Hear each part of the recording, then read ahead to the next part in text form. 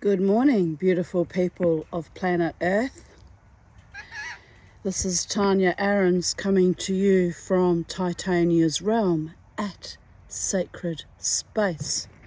It's 11:08 on the 28th of June 2024, and as you can see, we're out in the garden today. Say hello to the people, Charlie. And it's a glorious day, absolutely glorious, and I'm feeling happy and reasonably well rested, much better than I've been feeling in previous days. So hopefully I'm spiraling back up from that kind of a breakdown I had 2 weeks ago, or over a week ago. Oh, time's slipping everywhere. Anyway, I'm feeling much better.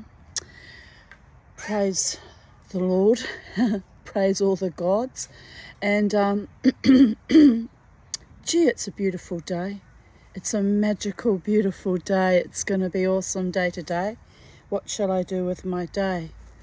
Well, I don't know. But I will be dancing tonight. I will carefully calibrate my energies so I can do the wild dance tonight, and I'm looking forward to it as always. My weekly dance, one night on the weekend, and when I get better and healthier and stronger, I'll aim for 2 nights. Babies. Anyway, yes, we'll carry on with today's readings of even date. Spectacular has happened this morning to tell you about, so yes, that's what we shall do. We shall carry on. Here I write, the title is Serious Health Issues Which I'm Still Barely Surviving. That would be an old title. Actually no, it's not really old because I'm still struggling with health issues, just different versions of them.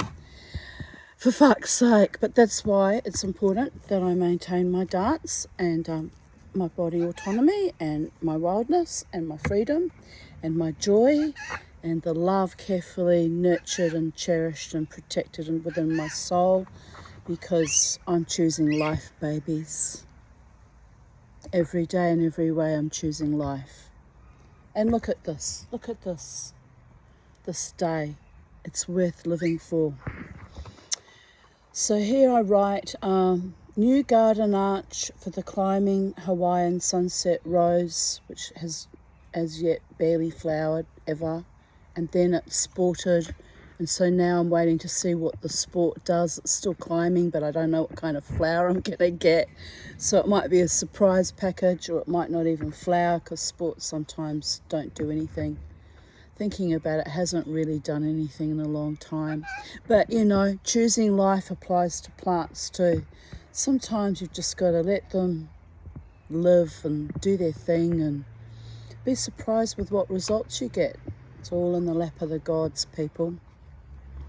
And the climbing Pierre de Ronsard on the right, which also feckin' died. But anyway, I need to replace them, but I'm just kind of over replacing expensive roses and then watching them die a few years later. It's a bit depressing. It's yet another failure, but through no fault of my own. Yes, Charlie, you're my little baby. I also heavily pruned back the macadamia so there is more light for the roses. I had to stand on the fence and hang in the tree to do it. Reminded me of my tenacious tomboy ways as a child, when I fully believed I could do anything and I could be free. Yes, I did truly believe that. The joys of childhood, isn't it? Just wanted to, I've washed my hair and I don't want to get, you know, that weird helmet hair you get when you ram a hat on wet hair. But anyway, I'm just giving myself a bit of a zhuzhing up. Zhuzh the Tanya up.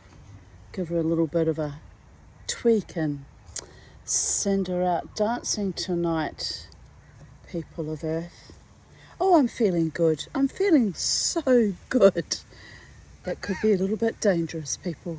I'm not used to feeling this good.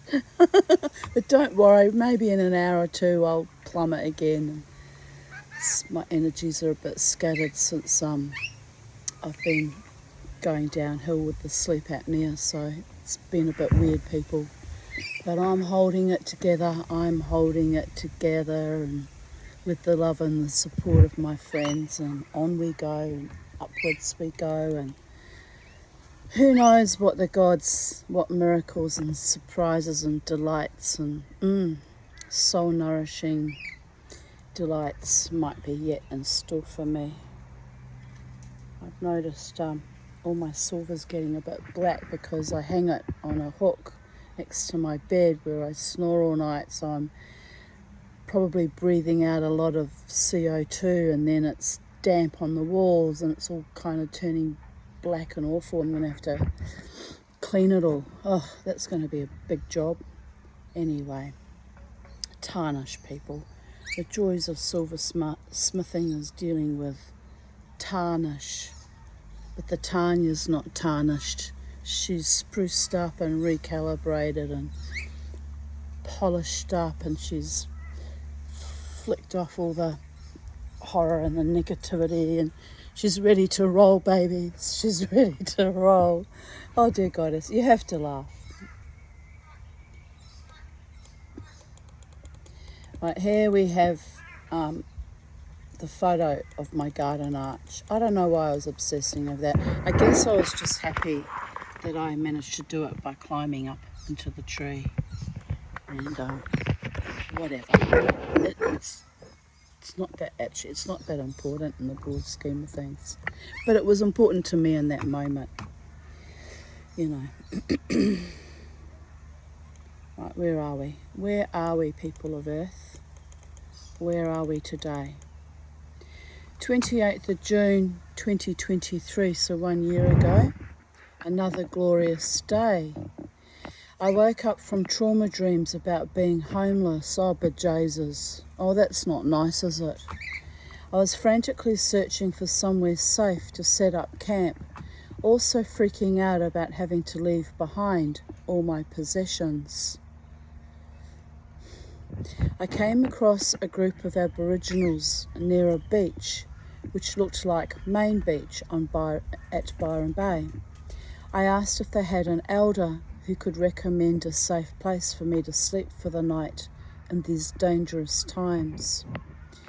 A man in his 30s told me wryly there is nowhere safe, and I looked deep into his eyes. And he looked deeply into mine, like a soul recognition. Then I woke up, still slightly panicking about not having anywhere to be safe.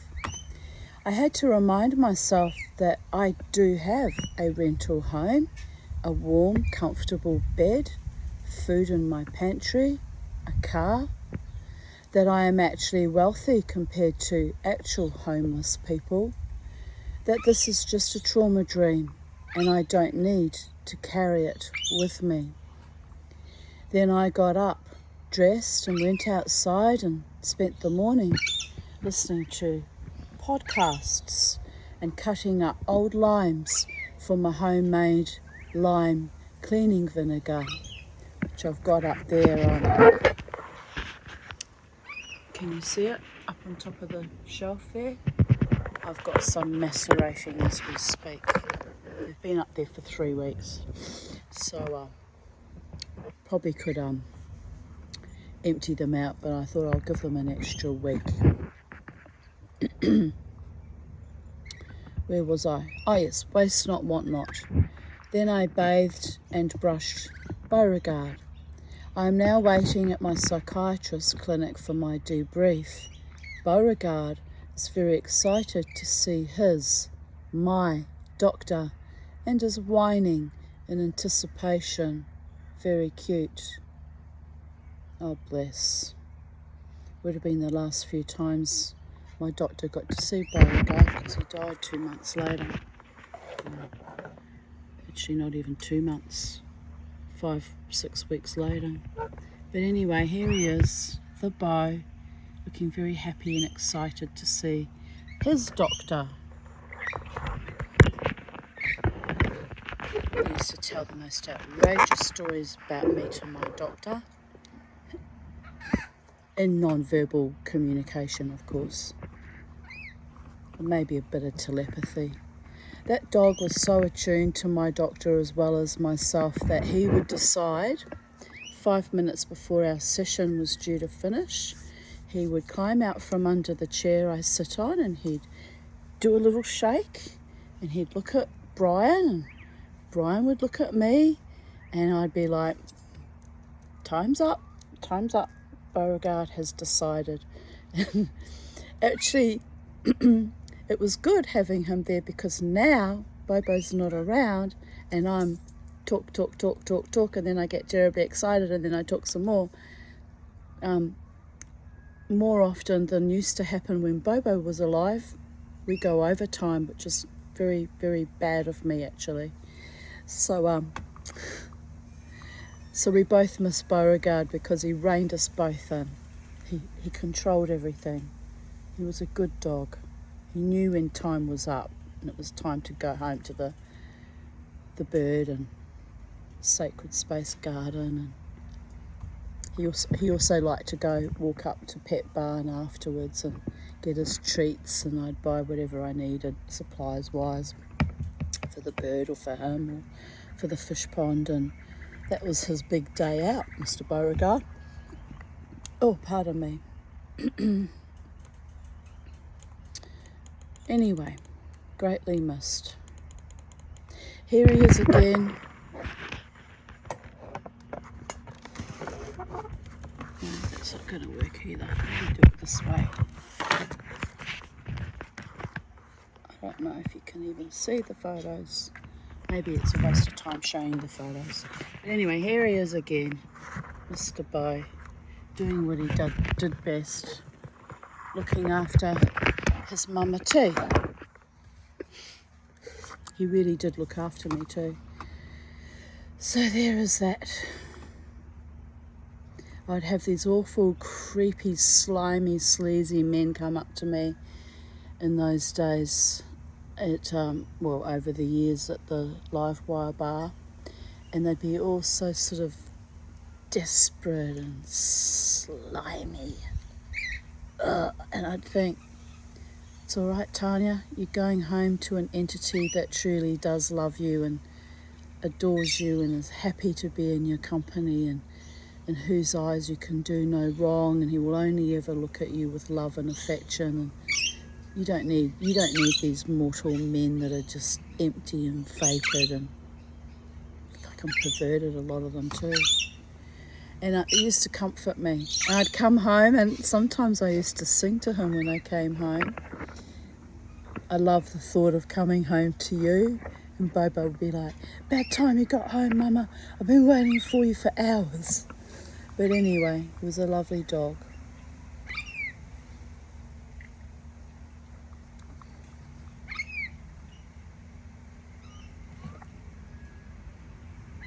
I posted a video from YouTube, but I don't know what it was because I didn't title it. So probably one of my silversmithing videos or one of my, I don't know, something that I've posted on here.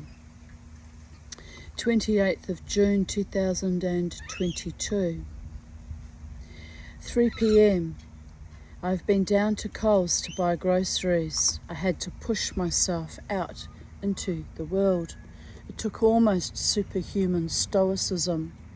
My lungs are still quite bad, which apparently, no, they're not now. But that's all the mulling tea I've been drinking, trying to get all the crap out of my lungs the last few, 2 months or so, when my lungs started to decompensate a bit. My lungs are still quite bad. This was 2 years ago when I was desperately ill, actually. But I figured I was not coughing too much. Halfway through pushing my supermarket trolley, I felt faint, but I reminded myself that I am strong and I can do almost anything. Other humans shuffled around the supermarket, looking flaccid, soulless, and frankly, traumatised. There was hardly any toilet paper again. What the fuck? But I bought one packet. I refuse to hoard like an animal. It's indecent and frankly blocks my chi. Smiley face. I struggled around the store and went into Miss 5 comfort mode by buying 4 blocks of chocolate, but they were on special for $2.50 each. No toilet paper, but we can all kill ourselves with copious carbicide. Eat shit and die, bitches. It's true, isn't it? It's kind of an ironic twist.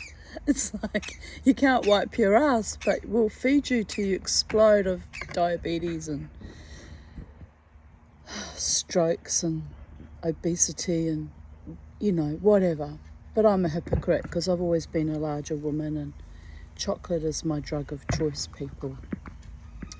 I did buy watermelon and mushrooms. Not much vegetables available. We are being slowly starved out. I would go to war about it, but I am so very ill, I don't have the energy, and soon this shall pass, or I shall pass, whatever. I got frustrated by the checkout woman having a long conversation with a customer and or friend while I waited patiently. The steam was rising, but I tamped it down. Being angry takes away precious reserves, including my breath. Besides, it's the zombie apocalypse. Be nice. Smile through grit teeth. Pretend you don't mind that they waste your time, oxygen, and energy on fraternization. Right? Yeah, right on, baby. You got this. Most are not at home in their own minds and bodies, but you are fully functioning on your precious, low oxygenated body as you have done since infancy. So yeah, 95% saturation in my lung function test recently. It's pretty good. No longer low oxygenated, so that's a good sign, people of Earth. Mama T's got capacity in these old lung capacitors. These carefully guarded oxygenated capacitors of my body, mind, heart, spirit. What's up, Charlie? No wild birds today. It's very unusual. We had so much activity for weeks, about 3 weeks. Where have they all gone? Is there going to be a shift in the weather? Looks very blue skies and beautiful to me today. But they know something we don't know because they're all hiding today. Maybe they'll come along later on, Charlie. It's a bit weird, actually. There's no wild birds in my garden at all, not even the minor birds. The classic calm before the storm, am I right? Well, I won't worry. I will not worry because life is beautiful and it's a perfect day and the birds will come back when they're good and ready wherever it is they've gone today. They're definitely not even the scrub turkeys are around, which is unusual. They're not at a sacred space today. But I've had so much joy and delight with them and, you know, put up lovely videos of them on Instagram and YouTube that I'm still happy with the love that was sent to me by the fae and the wild birds themselves. I continue writing. I check out, pay, saunter to the lift. The same silly chattering woman gets into my lift with me. I feel sure we have briefly met before, under similar circumstances. I try very hard not to roll my eyes. I even smile. Be kind, be kind. It's not their fault.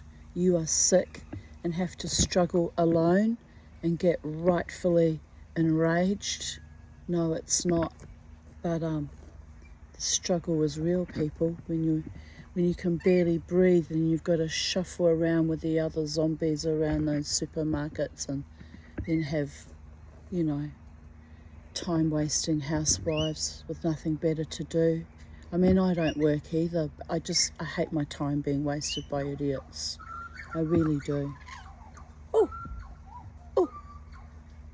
the butcher bird's here, just after I said it feels weird and there's no life here. They're coming to see me. They heard my call. She looks into my face and quietly muses that she has lost track of time, as how much effort it takes just to get groceries. I want to yell at her, well, if you focused on the task at hand instead of nattering for hours, you would be home already, and so would I. But I smile serenely like a serial killer and reply, indeed, time marches on, with or without us. She did a little quiver. Nice woman, really. It's me that has an attitude, as I am in berserker survival mode with my current long-term illness. I go to my car, load it up. Some woman in a giant Mercedes four-wheel drive tries to park behind me and almost drives into me. I shoot her my best death stare. She reverses and then re-enters the park, slightly less aggressively this time. This is at Greenslope Shopping Mall. Oh, it's precious there.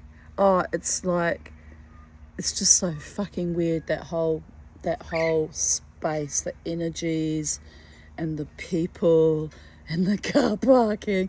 I try to avoid going there because it just creeps me the fuck out, but sometimes it's okay. I've had some good experiences there, but yeah, the people on drugs, hopped up on substances, having domestics in the car park. One I actually had to calibrate, diffuse or frighten with my fucking death stare.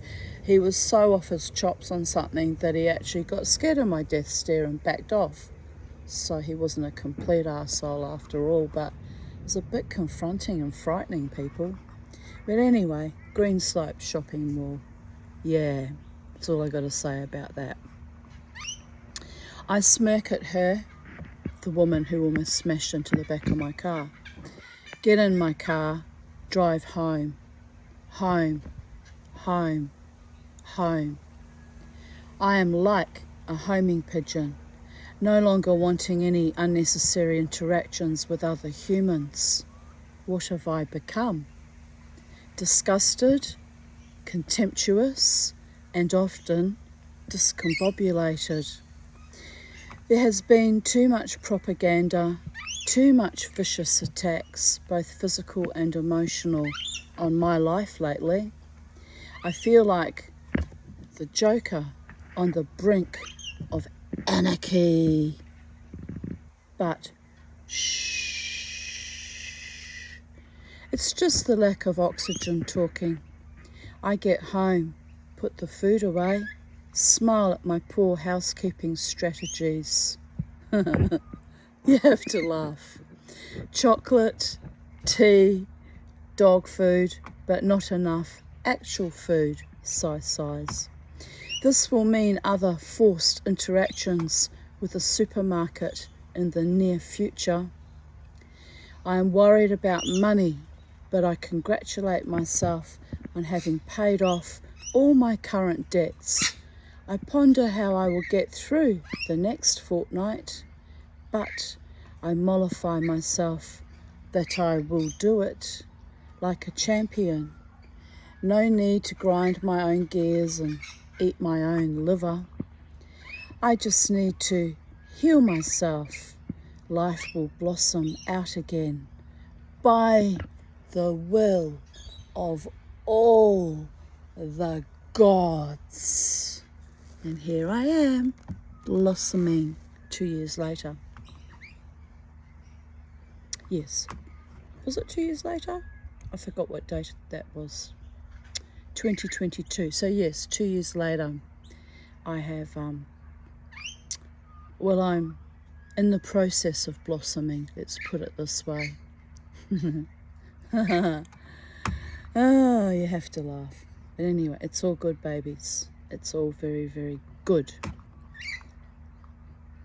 28th of June 2019. I don't know why from 2022 to 2019. So 21 and 20 are missing, which means things got chopped out by malfeasant sensors, which means I'm pissed off. But anyway, you get that. But here in 2019, hashtag Queensland Health, hashtag Princess Alexandra Hospital, hashtag Queen Elizabeth Hospital, hashtag Health Rights Commission. Trigger warning, child sexual abuse, systemic abuse, domestic violence, spiritual abuse.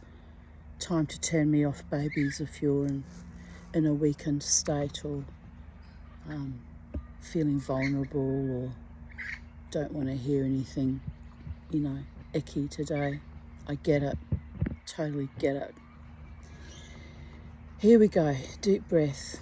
I'm processing the incongruent confluence of events that accumulated in my systemic and familial abuse when I went in for surgery on Tuesday. So this is 3 days later.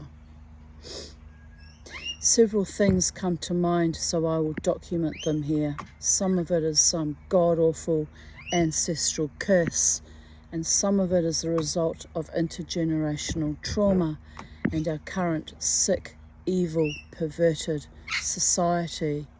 Who could think on such a glorious day as this that we live in a sick, evil, perverted society? Can almost make you forget that gnosis. Here comes an Indian minor bird. So the birds are slowly coming to sacred space.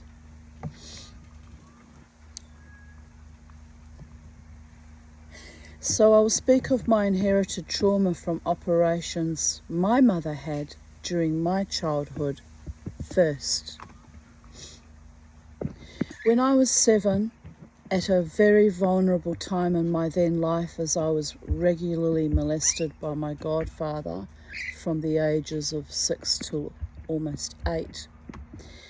My mother, Gisela, had dental work done and actually died of an asthma attack while on his chair. She was clinically dead for 2 minutes. The last thing she heard was the dentist freaking out, and it was the nurse who yelled to call for an ambulance and started administering CPR. Presence of mind. Presence of mind in the crisis, am I right? It's a bit astonishing that the dentist didn't have those skills or that training. My mother told me that she had... I'm not happy with the sun in my eyeballs. How are we going to do this? Here we go, we'll do this. I don't like being in the shade constantly. And now I've got a hat on, I'm in the shade. Doesn't matter. Carry on, Tanya. Carry on. Focus. My mother told me that she had an OBE, an out-of-body experience, and went through a tunnel out into a bright light that became a beautiful meadow full of wildflowers that almost glowed with luminescent vitality, like I do when I'm in love, right? Or we all do. We all glow with luminescent vitality when we're a bit in love.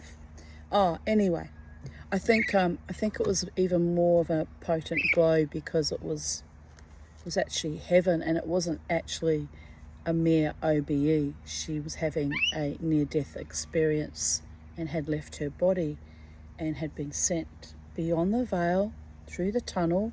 She had the full experience, unlike myself, and so she was sent there to heaven, or that dimension that we call heaven, for want of a better word. Hard to imagine my mother in heaven, to be honest. She was such an evil bastard to me, but it's just proof that we all get sent somewhere, and then we all continue it in our soul evolution over perhaps many incarnations, or if we got it right in this one, we get to experience the Ein Sof or in the Hindu faith, nirvana, and it's all good, babies. But you've got to acquire that status even in the spirit realms. You've got to reach that point of perfection. She wandered through the meadow in a blissful state for what seemed like hours but was mere minutes, until she heard a church bell tolling all around her. A voice told her, "You have to go back." She replied, "But it is so lovely here, so peaceful. I don't want to." Me with my little skulls. Oh, talking about near-death experiences. Fiddling with my skulls. Well, eternal life, people of Earth. Eternal life is a thing. Of that I am very much convinced, having had my own experiences.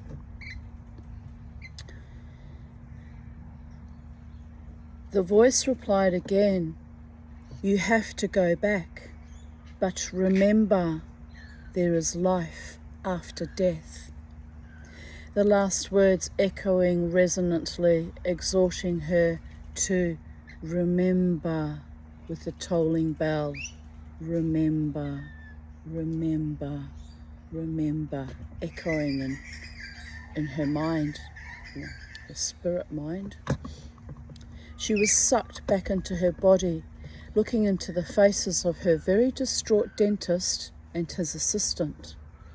It was a bitter twist of irony that after 37 years of threatening me as her child that she would die of cancer, she actually died of advanced Alzheimer's, so she could no longer remember anything at all. My mother Gisela, unworthy of the title of mother, but that is another story, had also had a similar experience without the actual clinical death when I was born. She had gripped my father's arm coming out of the etheric anaesthetic from the caesarean and told my dad that she had been to the other side and seen heaven. Guess it's possible she died briefly under the effects of the anaesthetic, because that happened to me at the last surgery. I didn't get to see heaven though, so I guess I know where I'm going, am I right? I will be punished for my refusal to forgive my perpetrators of sexual abuse, and forgive my mother, and forgive my half-sister, and forgive, most of my ex-lovers. Some of them, one or two I forgave, but the other three, fuck them, they can writhe in hell for eternity. And we have the little rainbow lorikeet boy here to come to see us. I told you they'd turn up, didn't I? Wonder where his mate is. He's here on his own by the looks of it. Hello, beautiful boy. Mama T's just talking about how she's condemned to the Judeo-Christian version of hell for not being forgiving of certain monsters. And here you come along to remind me that there's heaven on earth, and There's hope for me yet, kiddos, if I get it right. Find my one true loving partner who's hopefully not an asshole this time, and genuine and sweet and kind and loyal and loving, faithful and devoted. But it's for the birdies. Do you want to see the bird? Here he is, up here.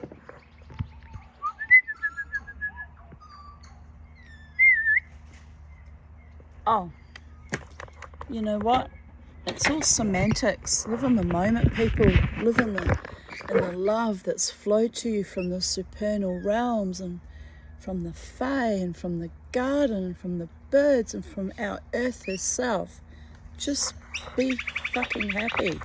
Don't owe anyone anything. You don't owe them forgiveness if they don't deserve it, by the way. They have to be sorry and mean it and prove to you that they meant it. And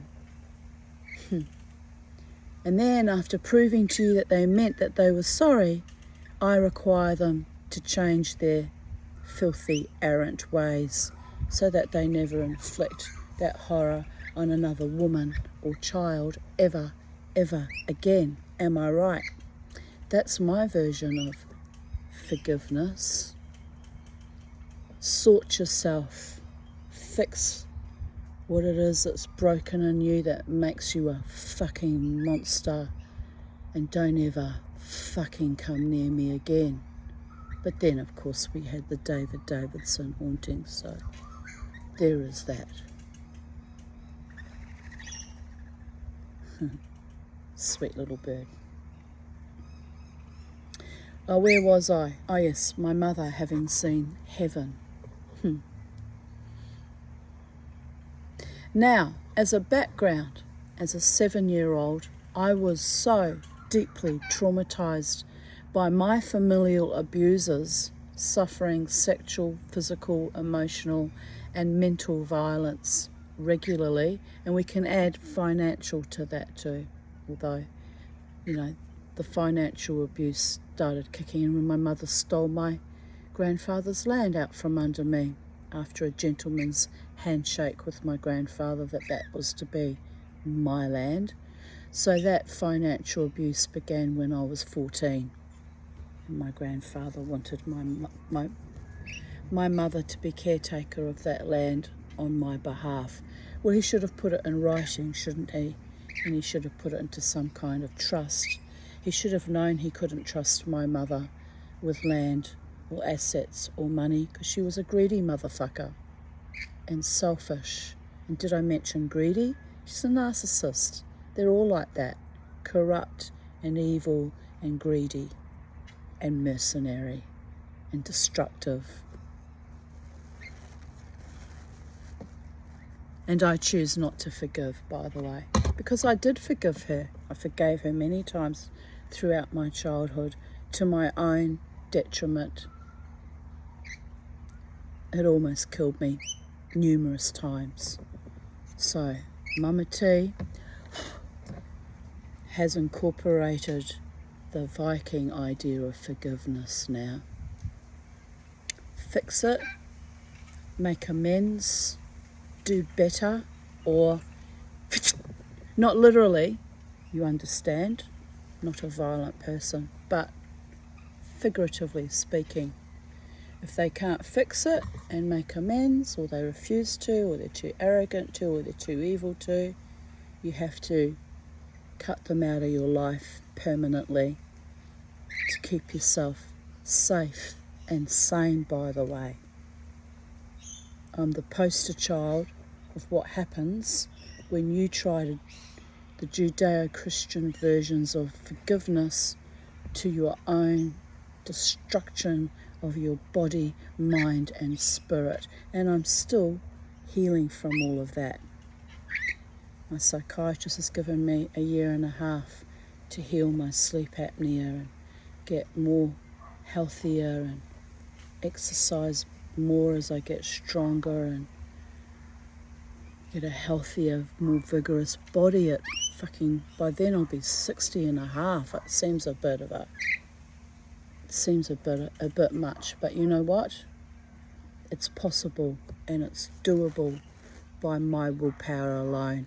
I just have to embody the vision of me being healthy and sexy and desirable and strong in my own body, mind and spirit and core. Well, I've already got a powerful core, but healthier lungs, and eradicate the sleep apnea, and I'll be able to do more, be more, create more, live more vibrantly and joyously, hopefully with a loving man by my side too. Well, that's asking a lot, isn't it? It's asking a lot from the multiverses. There's a chance, there's a good chance I won't make it either. The way I'm feeling the last few months, I may not make it. But you don't know if you don't try, and I'm going to give it my all, people. I'm going to give it my all. Because I want my beautiful life that's long been denied me because of awful, awful people in my own family, my own bloodlines of origin, and the train wrecks that came after it, by the way. Anyway, where was I?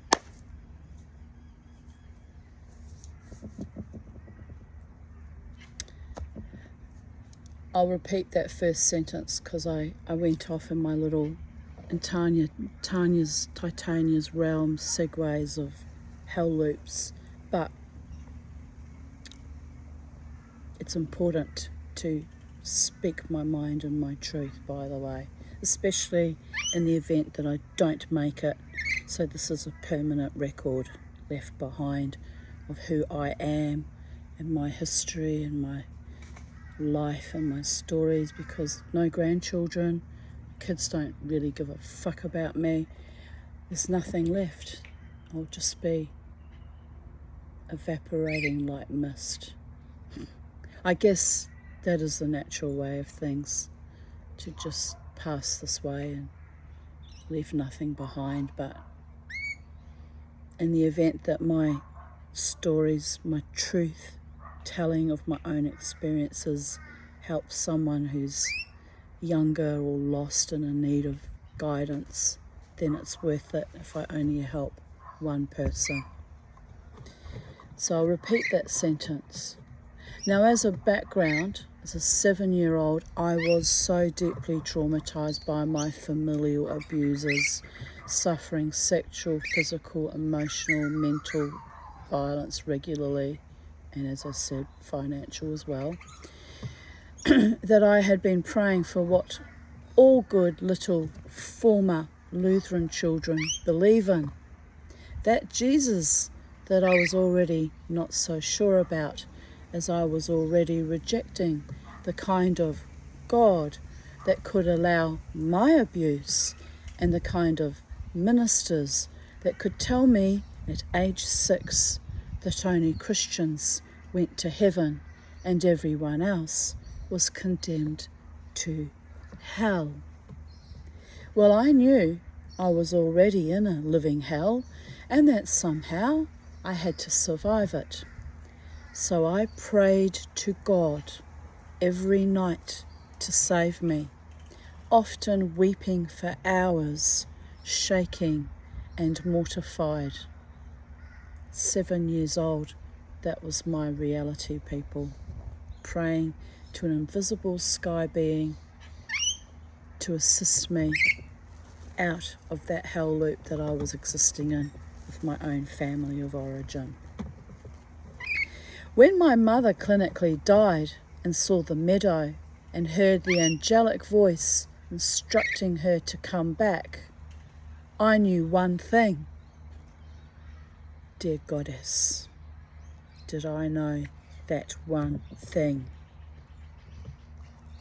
My prayers had not been answered. I would never be saved, and that I was stuck with that particular monster. But I did not hate God, only Jesus, his epic, filthy betrayal, causing the children to suffer unto him. And if you watch Dr. Ammon Hillman, who's a Satanist, or at least he hails Satan with monotonous regularity, reading from the ancient Greek about what Jesus was doing in the Garden of Gethsemane with little boys, there, but for the grace of God, went I with that filthy paedophile religion. It all begins to make sense why I had no hope as a little girl, no hope at all.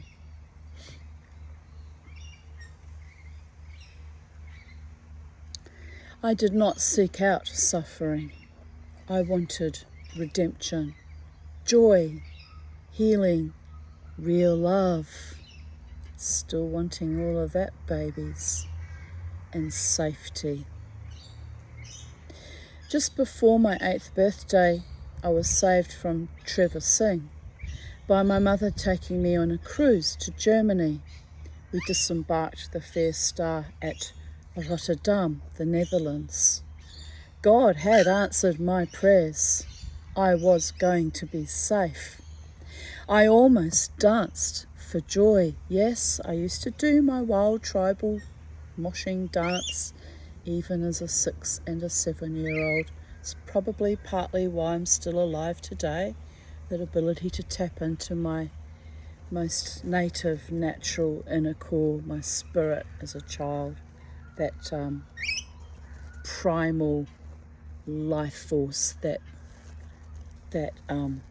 audacious, rebellious, defiant rage that I would express on the beach across from my family home in a dance that my friend Lynn Robertson once took a photo of me punching my little fists in the air and twirling and writhing and stomping, and that's how I pray to the gods, by the way.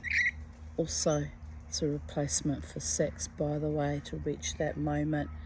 Not quite that way, I mean, you don't have an orgasm, people, but to reach catharsis and open up all the meridians and just flow with that powerful love and life force energy gifted only by the gods. I've been doing that since I was a very small girl who was already very, very badly harmed and broken and damaged by adult men.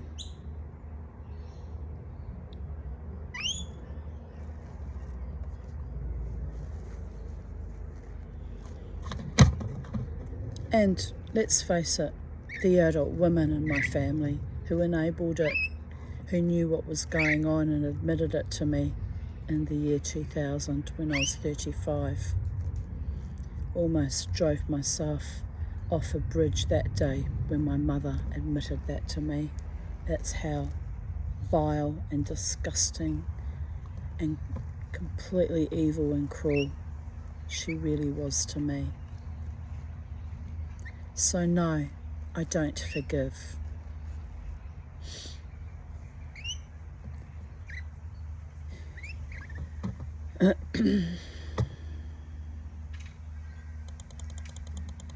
But no, my father threw a mad, borderline, catastrophic, violent, berserker fit on the day we embarked for the fair. No, not embarked. We boarded the Fair Star. Embarked is the wrong word there, isn't it? The day we were boarding ship to go on a voyage to Europe, to Germany specifically, was the aim, but we travelled through Holland. He smashed a bathroom window. He screamed for hours. He knew his marriage was about to be over. Perhaps if he'd been a bit fucking restrained and a bit more calm about it, he might have kept his marriage, although by then it was probably well and truly over. They'd spent the whole 8 years of my life screaming at each other In fact, my sister said they screamed at each other from the moment they got pregnant with me. She told me quite sadistically that they were happily married before I came along. The bastard. You kind of have to laugh, trying to blame me, the unborn one, completely innocent of all of that, for my parents' breakdowns and lack of ability to be responsible adults and regulate their fucking emotions, by the way, the motherfuckers. Yeah, watch out when Mama T regulates her emotions, babies. If you ever see me very silently watching as shit's flying around, going down all around me, that moment before I decide to take action is me regulating my emotions.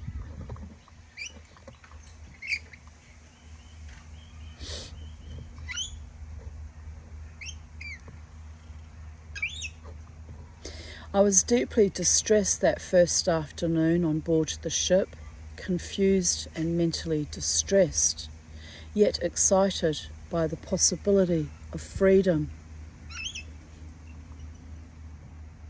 7 3/4 years old.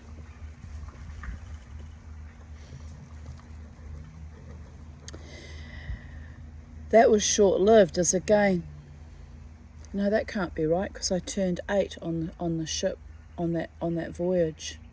So must have been a week or two before my birthday. Yeah, that's right, that's accurate. 7 3/4 age is when I finally managed to avoid the sexual abuse with Trevor. That's what happened. I finally managed to, whenever he turned up, just escape out the door. For one punishment, my mother actually threw me into the glass door separating our kitchen from our living room, and I thought I was going to die that day from the glass potentially smashing all over me, but it didn't happen. Protected by my angels yet again. But anyway, no, when we boarded that ship, I was just shy of turning 8.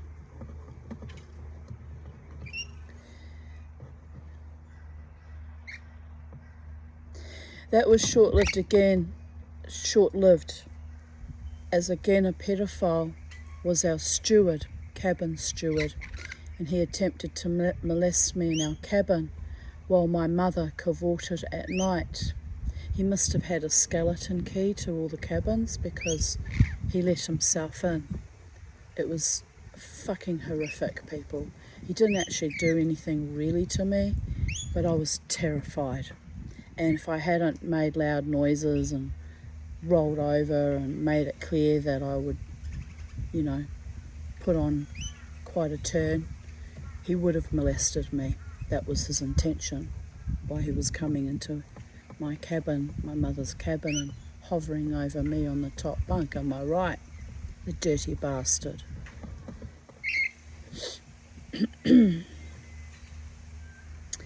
But I made loud noises and rolled my tiny body away and pretended to sleep.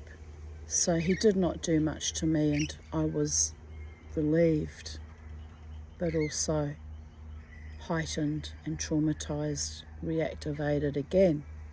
Another monster having access to me, a child with no protection, by the way. Someone must have seen him, as after several nights he stopped sneaking into our cabin. But my mother invited him to my 8th birthday on the ship, and he gave a present of a gonk toy, a funny-looking, fluffy thing. I just stared and stared at him in contemptuous amazement at his gall, or as we say in Hebrew, chutzpah, to dare to come to my birthday party, knowing that he had been letting himself in our ship's cabin. I became sick on that cruise shortly after we left the Canary Islands. The ship's doctor could not identify the cause of my itchy hives and fever and distress. No, it's amazing what doctors don't notice and don't want to see with little children, because they'd have to fucking deal with it. It's amazing what adults choose not to see, by the way.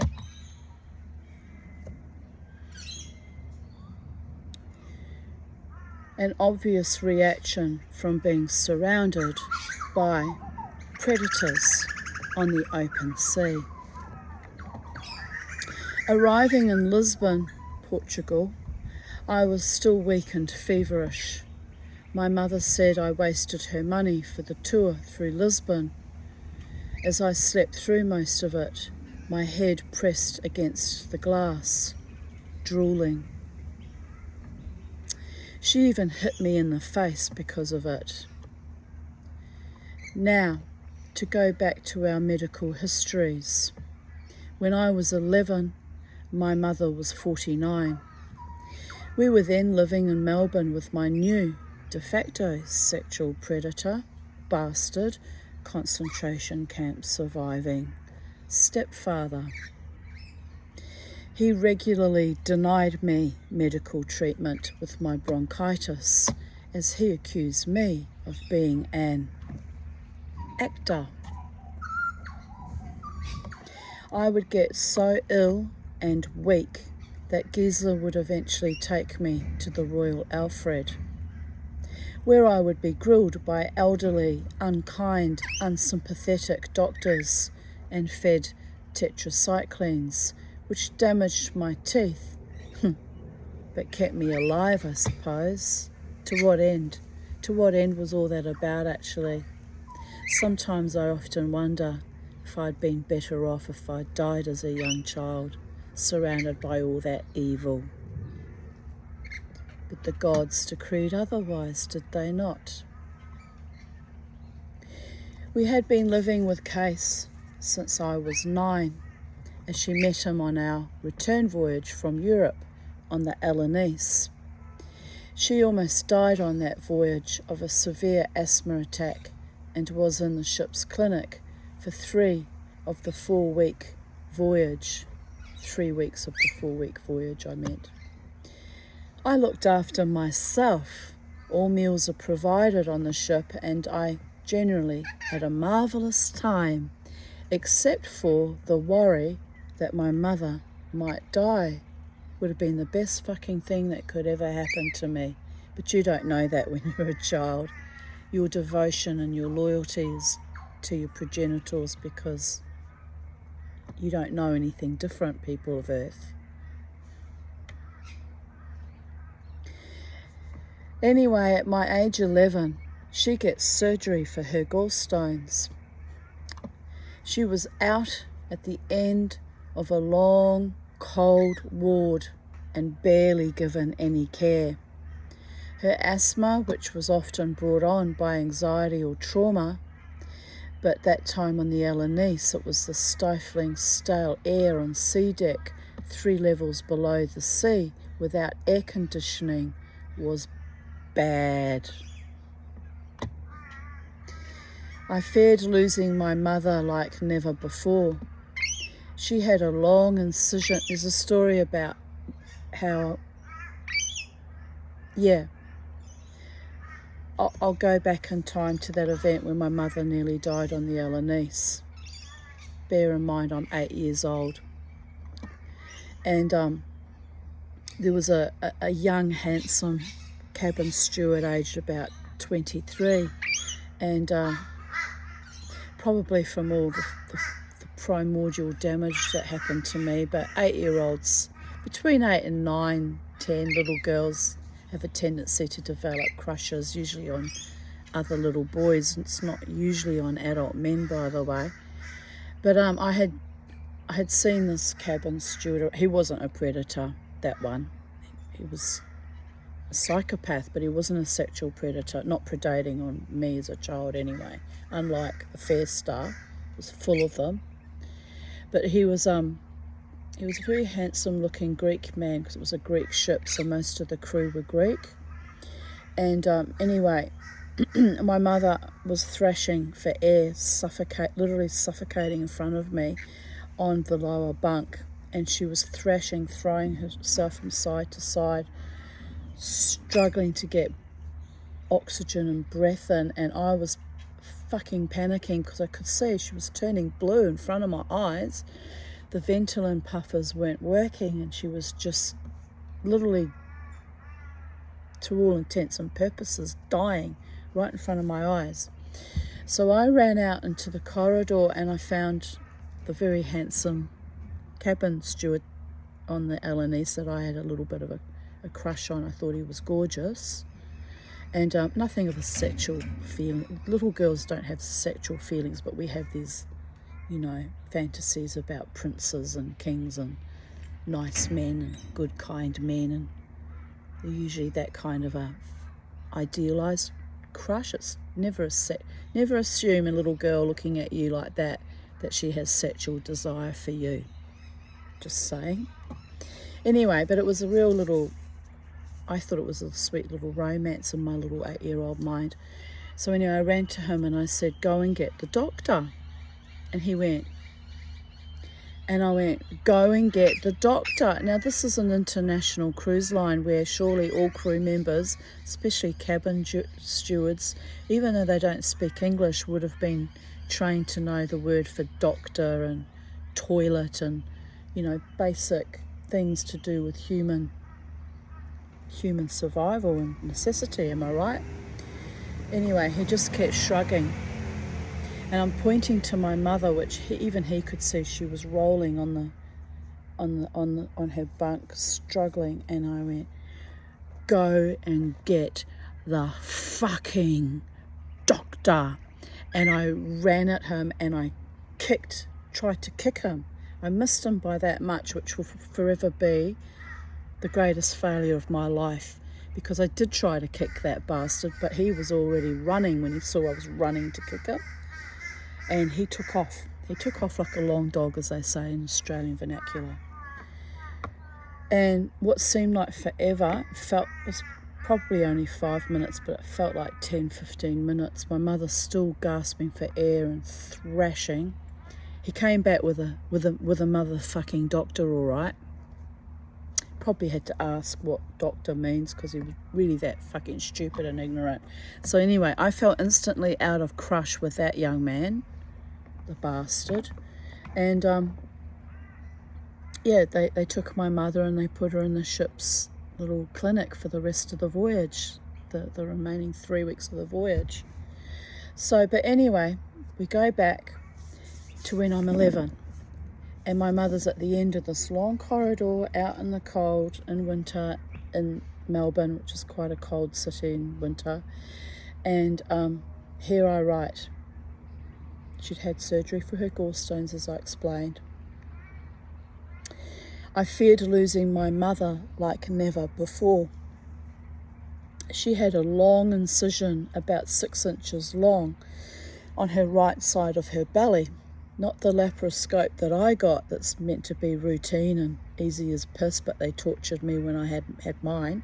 My mother had a long cut from here to here, and it was red and pussy and ugly and would have been extremely sore as well. And she was writhing in agony. And she was also in menopause, which that with sweating and fever from the surgery as well. She sweated and swore and was delirious a lot. She begged me to get the nurses. I did. They seemed aloof and disinterested. My mother told me she feared dying, and as this was a frequent refrain in my childhood, I believed her. Also, I could see by the enormous wound and the state she was in that she was indeed genuinely, desperately ill. At this time, it certainly looked like she might not make it. For months, even a year or two after that surgery, my mother would triumphantly rattle a specimen bottle full of her gallstones each morning.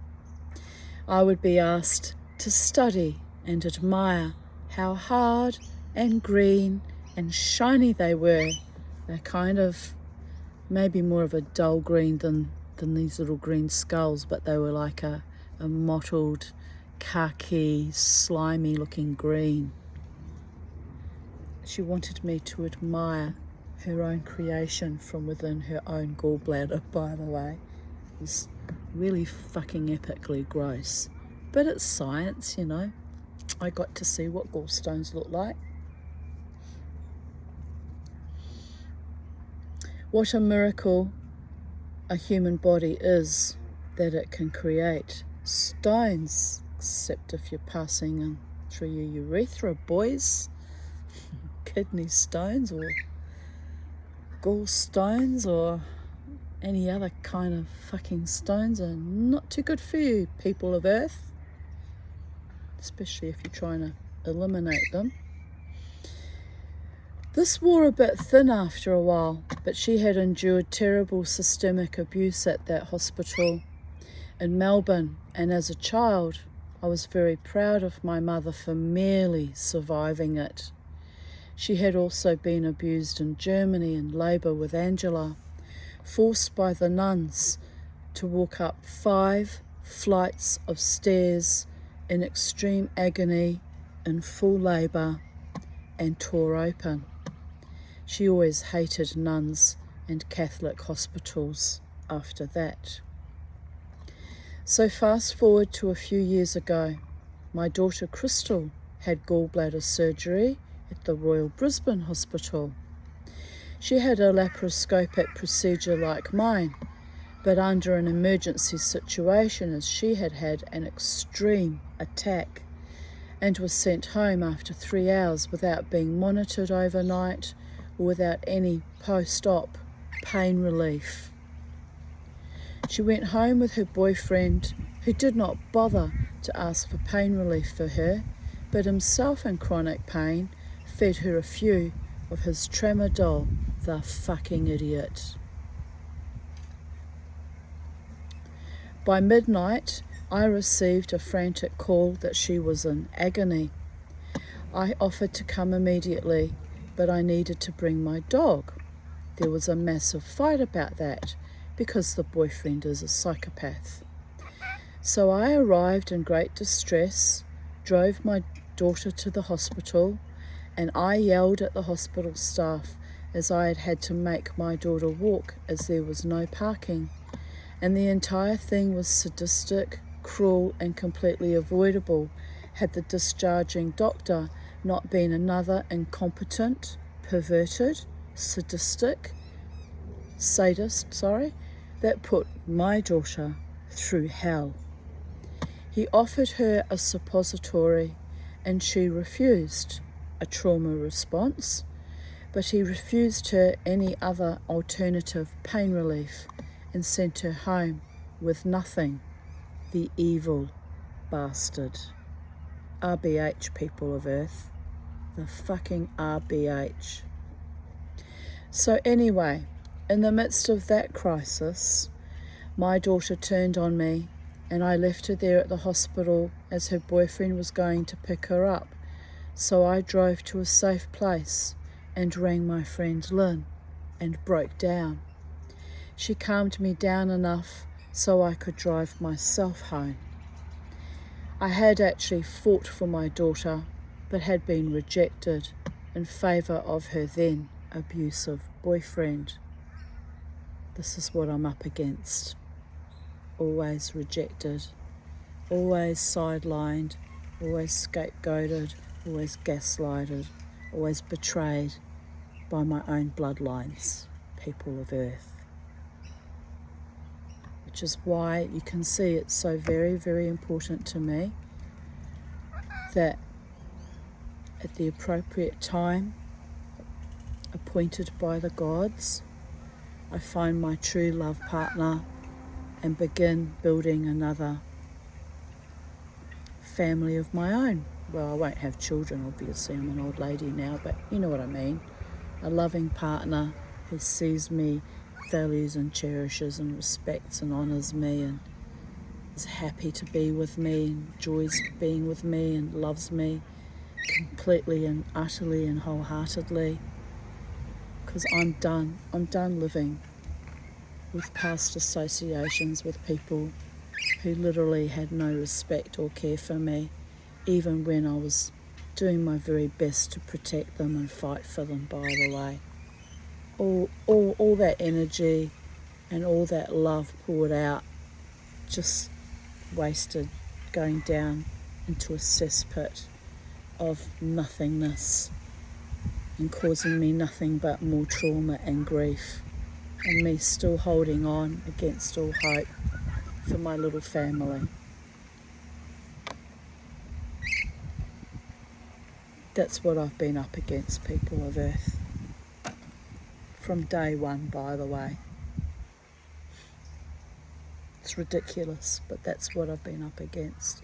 It's probably why my psychiatrist fights so damn hard to get me healthy again and happy and strong and find a way to prosper with or without a partner, because he wants me to win at long last. He wants me to win and have the beautiful life I was praying for when I was 7 years old, by the way. And here I am, 59 years old. Well, I'm seeing the signs from the gods of my tribe that value and cherish me and respect me, and I'm seeing the potential, and when the times are right and the right person chooses me from his own body, mind, spirit, soul, heart, emotions, intellect,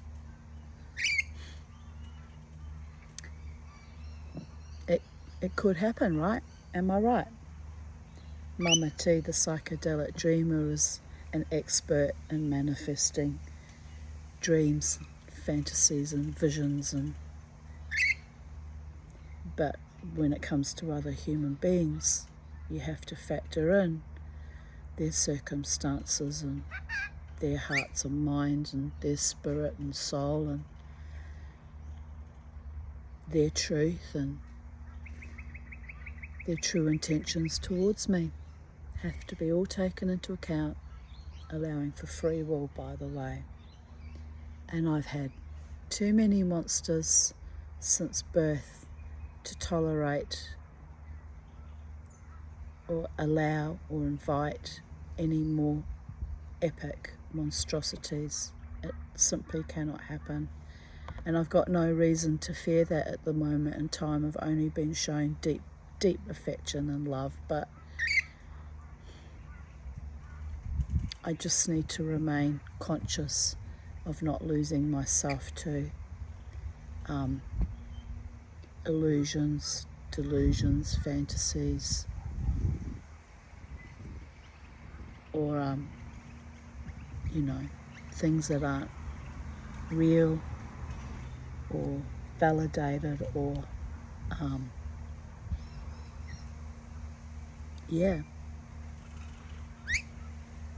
authentic or genuine. I need stability, people of Earth. I need to know that I'm the one for my someone out there, whoever that person might be. Charlie! If I can't have my own daughters in my life and my own little family because whatever reasons they don't like me, there's no reason why I can't rebuild again with a man who truly does love me and have at least that much out of life and be included and loved by his friends and family. There's no reason why that can't happen.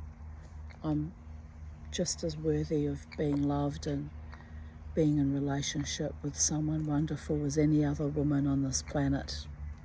And I have to remind myself of that daily, by the way. My worth, my valor, my courage, my determination, my power,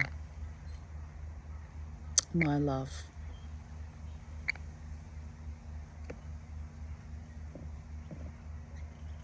No, Charlie, don't lick that.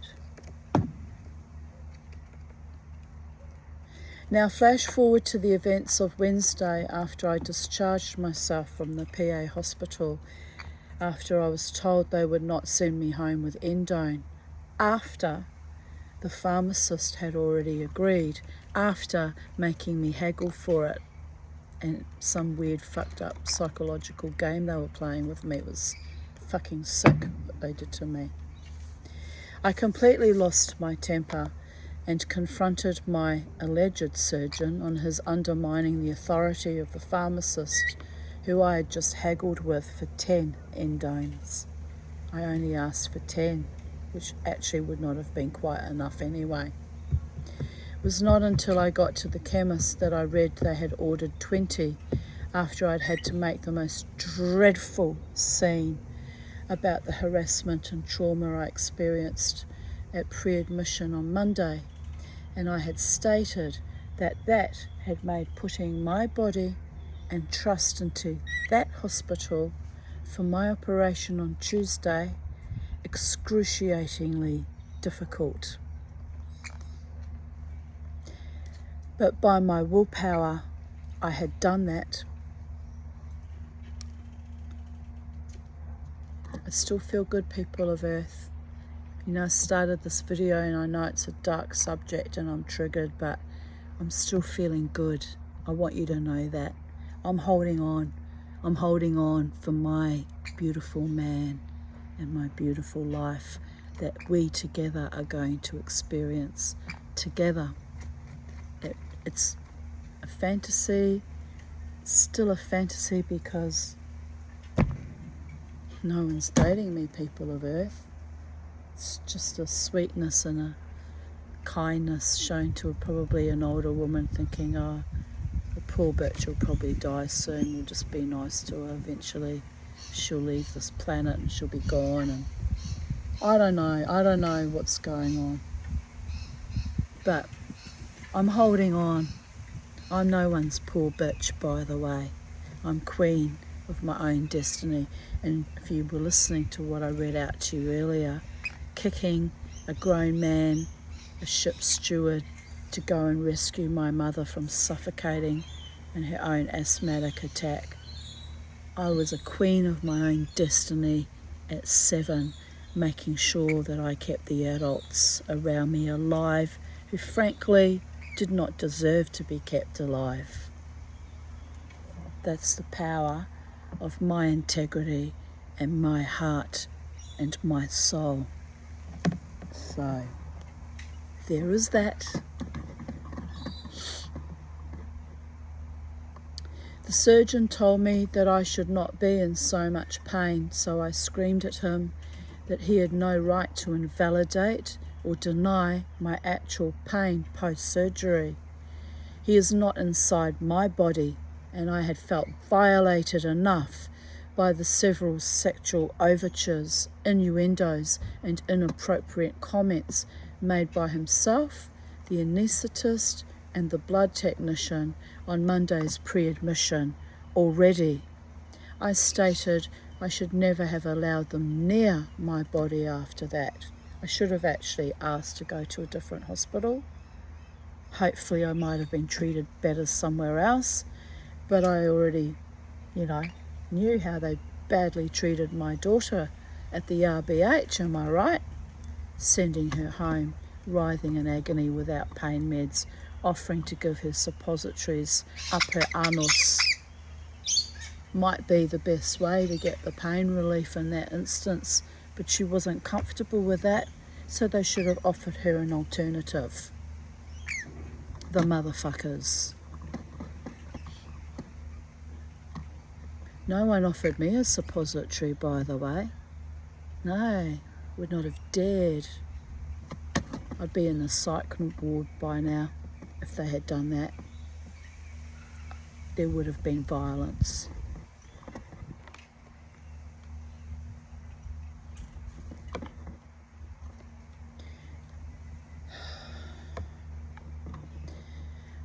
The woman, nurse manager, who I identified was the manager, and I just guessed because I'm psychic, I just looked at her. I said, oh, you'd be the nurse manager. She said, yes, how do you know? Like, don't fucking fuck with me, people. I'm highly psychic, and I'm also flying outside of this body around this whole fucking ward, and I know who's who and what's what. They always underestimate me, by the way, thinking I'm crazy or stupid or try to invalidate me in crisis. When I'm in crisis mode, I am the most powerful and spectacular of all, because my spirit is going into hyperdrive to keep me alive, by the way. The nurse manager asked me if I had any issues with the performance of her ward nurses at Ward C during the previous night. All had been wonderful except for one nasty bitch who told me I was being dramatic. I told the nurse manager that her staff had been wonderful through the night, but I was still in considerable pain and had no pain relief since 7 a.m. It was now 11:30-ish. One of the nurses ran and came right back with an endone. Nice. So another nurse removed the IV drip, which was still attached into my side here. I was by now hysterical, or actually in hyperdrive, hyperfunctioning, to get myself out of that hospital ASAP, to get myself to safety, people of Earth.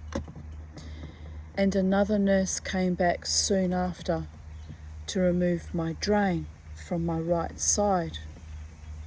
And I didn't write it here, but she was a very tall Amazonian looking Irish woman. And I'm screaming, still screaming at the team, telling each one individually all the things they had gotten wrong, how they had abused me. Stop that, Charlie, it's electrical. And while I'm like waving my arms, and I had the spirit pushing behind me, pushing me to keep going, because it was coming in fucking waves, including with the pain, including with the emotions. It was fucking spirit-led, people of Earth. I had an angel pushing me. Every time I think in my mind, oh, this is enough now. Stop it, Tanya. You're doing nothing. You're achieving nothing. You're just causing yourself further distress.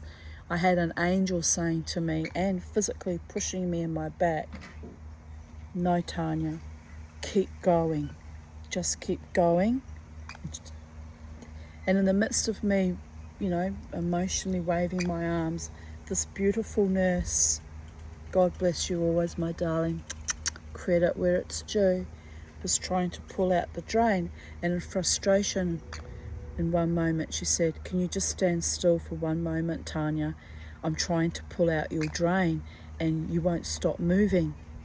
And so I, in the middle of screaming, I'm still screaming at these mofos, I looked down, could see the situation, became grounded in my own being for a moment. I said to her, yes, of course, I'll hold still while you remove that. And even she looked at me, because she saw me shift out of, confrontation mode to being grounded in my own body and the reality in that moment. And she looked at me. There was this look that passed between us of such pride and recognition and almost fucking awe that I almost burst into tears. And she pulled the drain out of me and nodded to me, and I nodded to her, and then I resumed yelling at them again. And then when I finished, I said, and now I'm done. I'm going home now. And they all walked out, and I actually waited for the psychiatric team to come, because I assumed that they would put me up on the psych ward, because I'd worked myself into full flight, hysterical war, Bodhisattva war. I thought they'd lock me up. I waited 10 minutes, no one came. So I walked out on my own 2 feet with tears pouring down my face all the way out of that hospital. And no one, as I was walking out, other people, public coming for their appointments or whatever, would have seen me walking out. No one even dared look at me.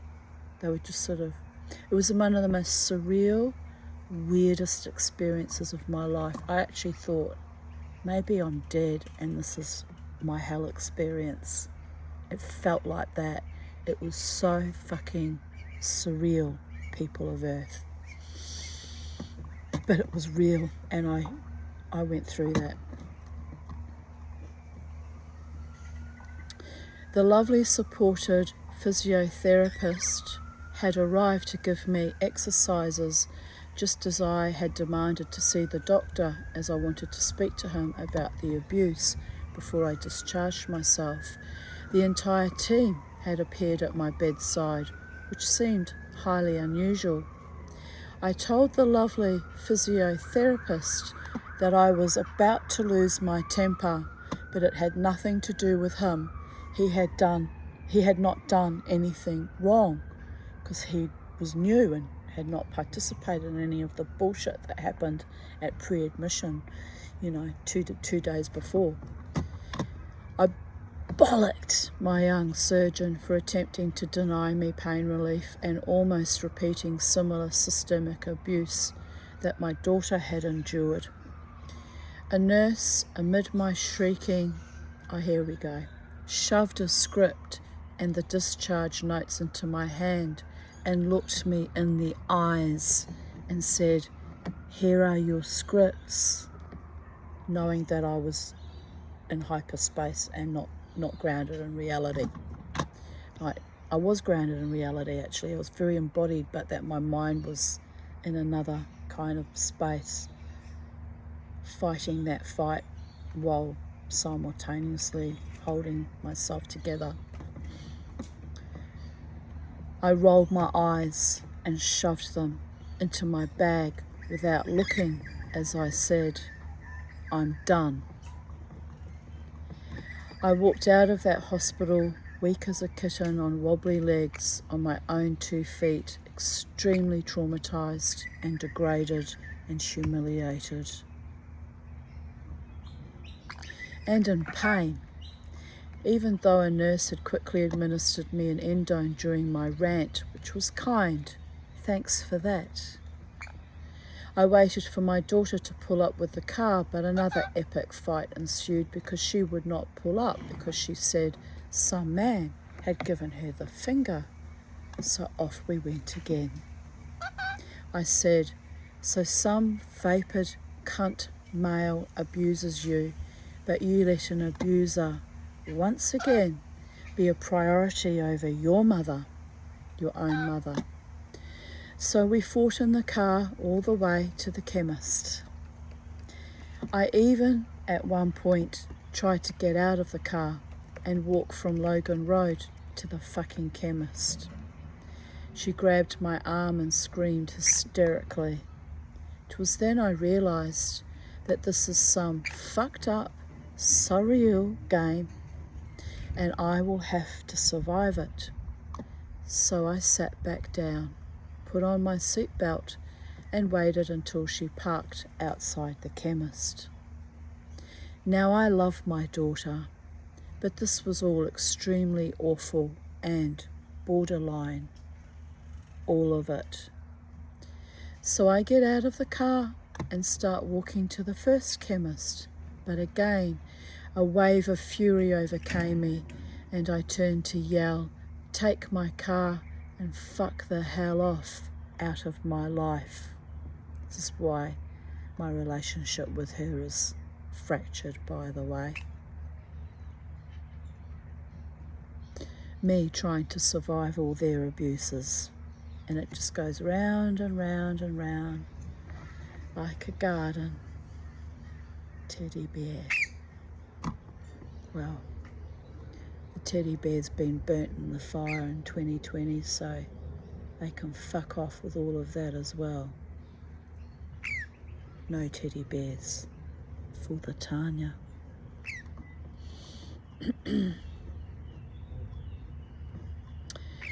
I walked into the chemist and was largely ignored at the counter with tears streaming down my face. Okay, I think. Not unusual. Dereliction of duty and bad service. Nothing new under the sun. Rather a theme of that day. So I walked out saying, fuck. Walked in the rain to the next chemist, the Orange Pharmacy, to discover some actual kindness at last from the young Asian Australian pharmacist there. He told me I had been given 20 tablets. I said there was some mistake. I had been made to fight like a crazed bitch for only 10, which was all I had requested. I then said the hospital pharmacist must have taken pity on me after all. He smiled. No. It was an epic ass cover, lest I report to the Health Rights Commission, which by rights I should really have done so. I took my medications back to the car. My daughter still mysteriously awaiting me, although, once again, we were both deeply traumatised. All it took to traumatise her in the process of picking up her very ill mother post-surgery was some fucking Aussie male to give her the finger, am I right? For fuck's sake. She came into my house, offered to make me tea. I insisted on making it myself, and we sat amicably and unpacked the new nighties and PJ pants that I had ordered a day before I was even told I was to have surgery, at Crystal's suggestion, as there had been a huge sale on it, Peter Alexander. The synchronicity and the alignment and humour of my trickster gods not lost on me. My young surgeon is also called Peter of Princess Alexandra. Anyway, and he did apologise to me after I screamed at him in that rant. He did actually apologise. I hope he's a better surgeon and treats women better now, especially his own patients.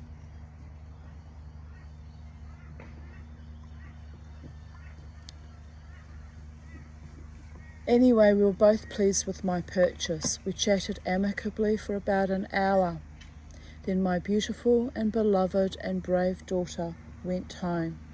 Here's the other thing that was weird, coming home from that event and that terrible fight we had in the car, and even moving into the house when she drew her fist back and made as if she was going to smash me in my face, she shifted out of that mode and became sweet and docile and even, dare I say, supportive. It was like yet again my angel had come and said, that's enough out of you, and she just shifted out of that reality and became my loving daughter again. The whole morning was so spiritual and fucking bizarre. That whole event. It was like a very, very bad nightmare, only it was real, people of Earth. Last night I had a crisis, as I thought the red bruising and swollen belly was an infection, and with a history of septic arthritis, I thought I might die. I rang 13 Health, who refused to help me. So in desperation and with paranoid fears that I may have been blacklisted for whistleblowing, and as it turned out, not so fucking paranoid after all. Here's looking at you, QE2 Hospital, throughout my patient file, on the systemic abuse at the PA, that I may never receive medical treatment again and was going to be left to die. I reported to my local Member of Parliament, who is a registered nurse by profession, and as I told you, came here walking past smug about the the recent 4-year indoctrination and of our body autonomies. Let's just put it that way politely. YouTube world. Anyway, that bastard, who's demonstrably untrustworthy, a greedy, corrupt politician who only cares about money, I reported to him, not knowing at that time that he wasn't exactly an ally or a friend. Son of a bitch. The kind man who took down my report recommended I go back to the PA if I feared secondary infection. That wasn't the actual MP, by the way, just some staff member.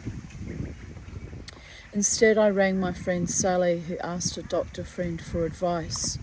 She said I could go to any hospital or go to my GP in the morning. I can't drive for 7 days and am alone, so okay. Like, what the fuck? I guess I could have taken a taxi though. But it calmed me to know that I was heard and validated, and that the extreme redness might only be bruising. So here I am, another day in paradise. Lynn is coming over shortly to spend time with me. Jared has been supportive, as has Sally, and Crystal, who shifts in and out of reality with me, also tried to be supportive. I like to be fair, people of Earth. I have fought hard to stay alive yet again, although I must wonder to what end. It would be comical if it weren't so utterly horrific. Grateful for another day and another, and then it will be time to find a new way of living that is gentle, kind, and safe, and dare I say it, loving as well.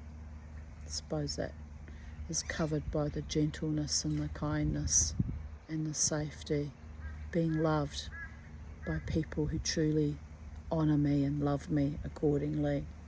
And yes, there are times when I can,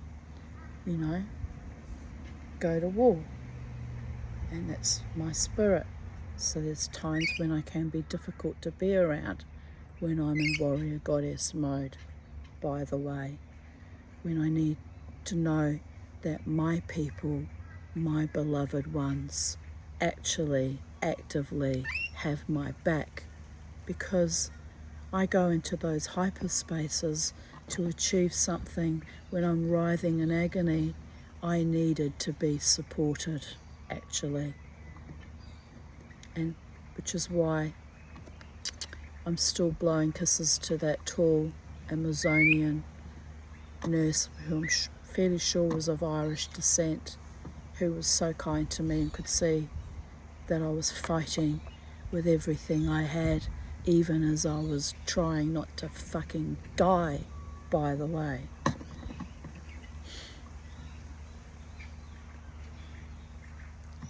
Anyway, I'm re-triggered now. I've got to just remind me to breathe and be happy and enjoy my garden, enjoy my beloved ones.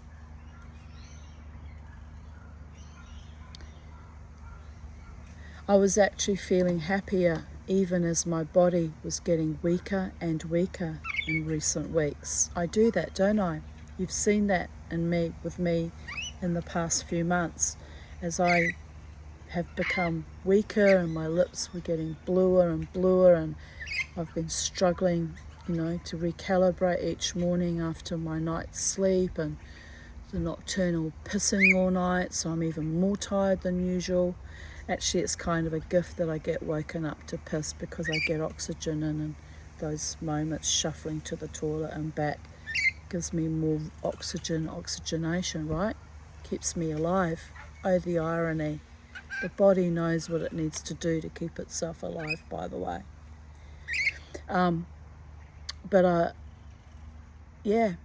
When I'm literally spiraling down into death consciousness mode, spiraling down that drain, I get euphoric and happy. It's almost like my spirit or my soul is welcoming that move into the next dimension where I am safe, where I am loved, and where I am, at peace. But, my doctors are fighting for me to keep choosing life so that maybe, just maybe, I can embody all of that here and now in this body for the next 10 or 20 or my doctor even thinks 30 years, which I find kind of absurdist, but because that would put me at 89. My father died at 89, mind you.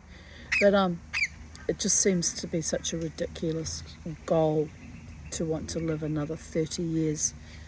If I have to live another 30 years alone, struggling in poverty and ill health, surrounded by nothing but evil and monsters and fake friends and fake family and fake lovers, I choose death. I choose death, people. I've been kind of almost deliberately dancing with her for decades now, because that's how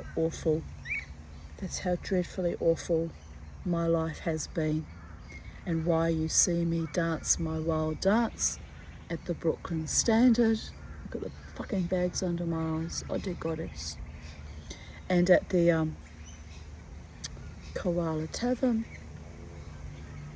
my triumphant war cry, my rebellion, my wild dance, because it's my life force choosing life in that moment, showing other souls to fight for our very most precious, most magical, most mysterious, most wondrous life force. And I'm even on the brink of taking a lover again, because I want to be happy again and have life and love and romance and passion. I want that. I want it. It's been a long time since I've wanted it this much, by the way. So much that I'm willing to fight for my own body, mind and spirit to get well again, so that I can achieve those basic things that most other people have been able to achieve. True loving partnerships and happiness and joy, surrounded by our family, friends and community and tribe, who love both of us and treat us both with kindness and honour and respect. I want that too.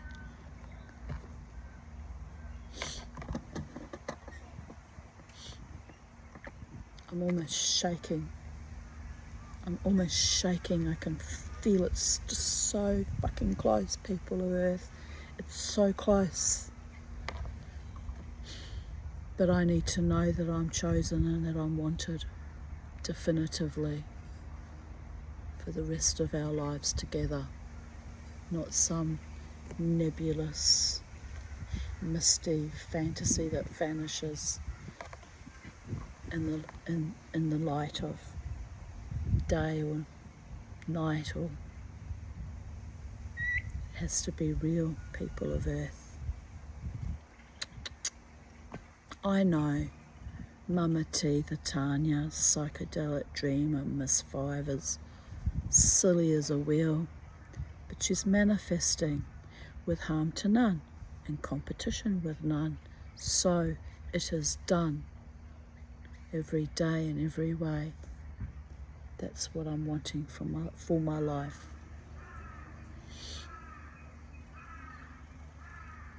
I repeat again, I was actually feeling happier even as my body was getting weaker and weaker in recent weeks. This was back in 2019, pre that surgery that I didn't even know was going to be landed in my lap so suddenly. Quite frankly, that was another shock too. So I have a default state to aspire to now. I just wish I could get treated respectfully and decently, like any other human being on this planet, and that humans would not ride on me when I am in actual survival mode, when I have had major surgery. The same evil shit happened when I had my hysterectomy in 2007. It was fucking epic, and it was fucking cruel, by the way.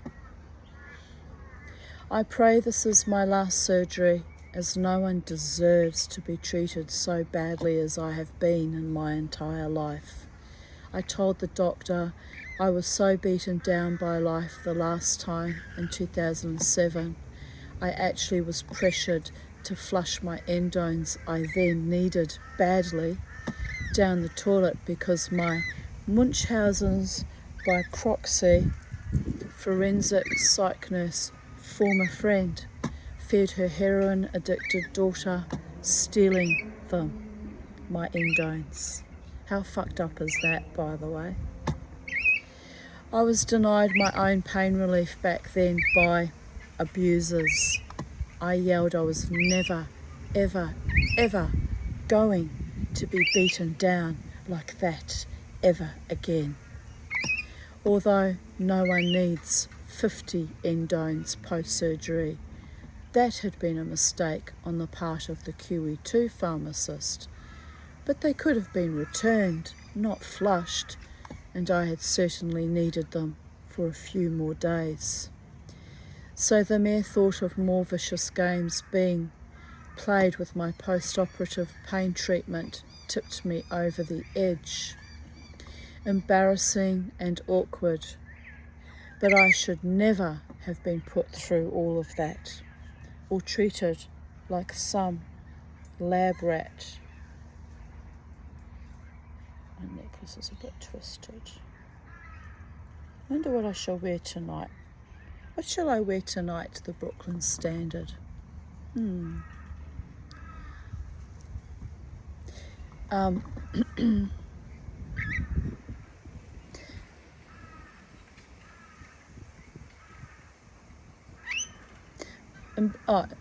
Anyway, where was I? Embarrassing, and you can tell when I'm getting tired, can't you? That I just start floating away, and I have to pull myself back in. So don't worry, I'm back, babies. I'm back. Embarrassing and awkward, but I should never have been put through all of that or treated like some lab rat to be sadistically toyed with, as happened at pre-admission. Complete fuckery. Later I wrote, the red welt under my skin near the belly button wound has changed to brown, so it was some weird-ass bruise after all. I feared sepsis, thought I was going to die, but no, the world has stuck with me for a while. I'm going to have to go to the dentist though, because I've got pain here in my jaw. I'm going to have to deal with that. It's another battle I will have to ensue. I'm dreading it. I'm just dreading this life, people. I'm dreading staying alive against all odds. I'm dreading everything. It's because I'm tired.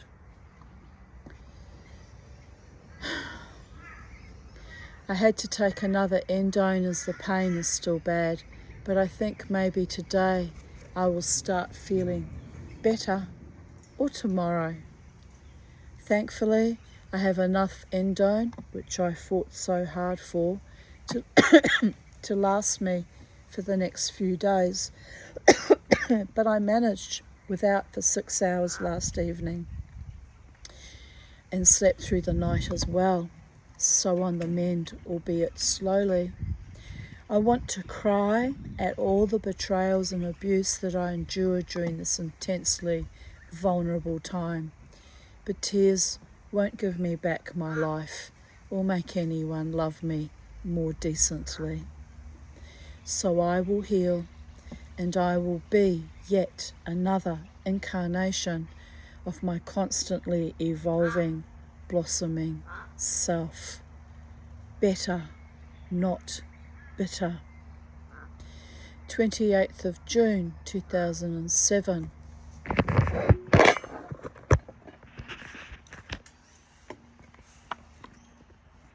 I posted 2 photos of my sign on my Can you see it?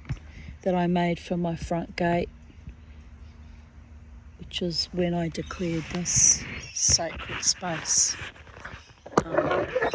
It's always been sacred space, but that was my open declaration back in 2017.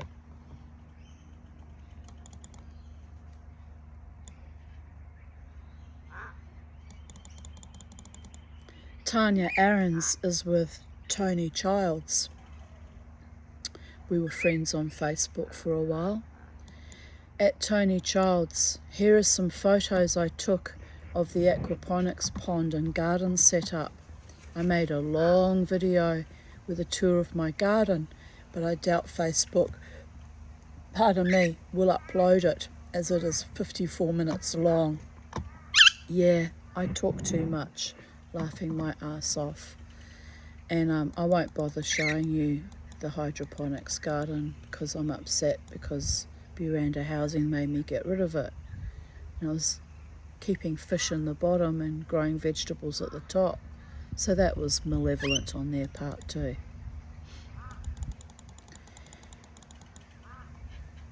My new garden arch. Oh yeah, well that was in the title page. I've already read that to you.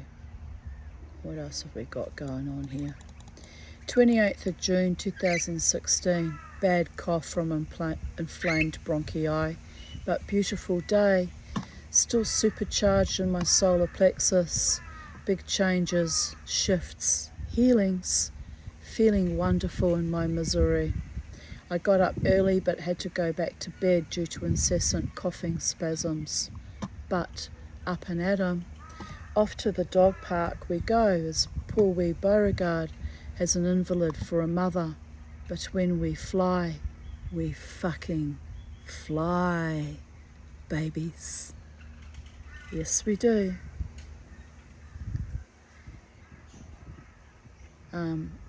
Here I write, pomegranate, Mother Nature's candy, delicious. I would have had a photo, but I don't know. The photo's not there now, for fuck's sake. It is so good for you. I lost all my fruits due to rain. Hopefully I get some next summer or the next. Here's a photo of me with my beautiful bow. The only bow. The only one, Kenobi. Bobo, yes. Bobo, Charlie. Bobo and my little Charlie. I love you. You're my only Charlie too.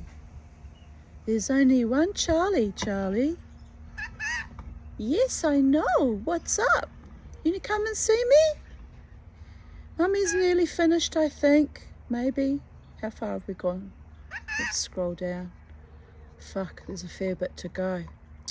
Alright, we'll just carry on. Carry on. We're already at 2 hours, so some of these videos have been quite long.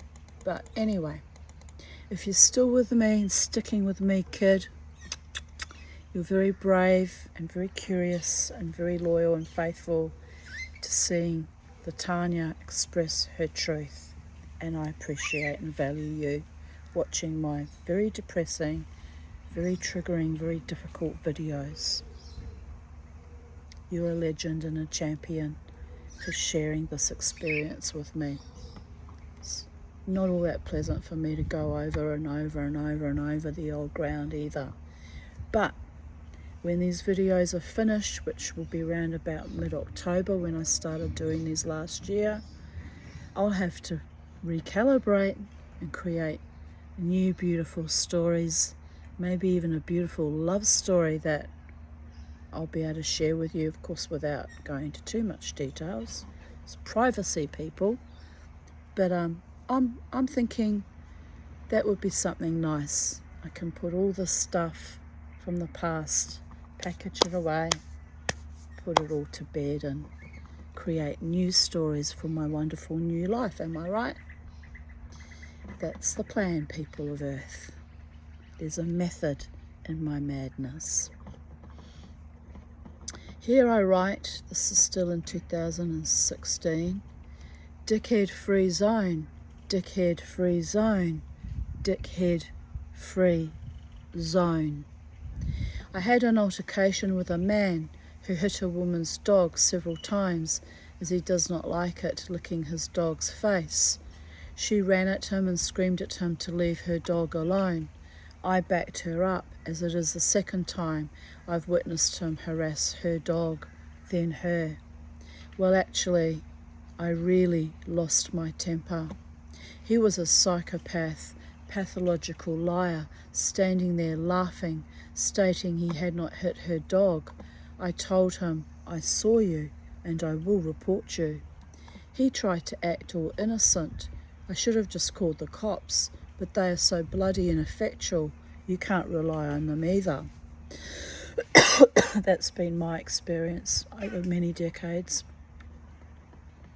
I told him, I have witnessed you harass this woman and her dog on now 2 separate occasions. It is enough of your evil bullshit. If he had attacked Beauregard, I swear I would be in jail right now. Sick to death of evil motherfucking psychopaths who abuse women, children and animals and expect to get away with it. We had been there 2 hours, Beauregard having a lovely time playing ball and with the other dogs, but always there is some giant, vacuous, abusive asshole out there to harass people. Anyway, home now, drinking tea and watching TV, mind-numbing opiate of the masses, letting my blood simmer down. Fuck it. My friend Louise wrote, good for you, Tanya, you stuck up for that lady and her dog. I replied, bastards everywhere these days, scary world now. I reported a guy for DV in the exact spot where that guy was murdered in the park on Sunday. The murder victim fits the description of the guy I reported for getting... Oh, hang on, who wrote this? Kellyanne wrote this. Wasn't me wrote this. I was going to say, I didn't report anyone. I should have reported that bastard for hitting that woman's dog, though, to be fair.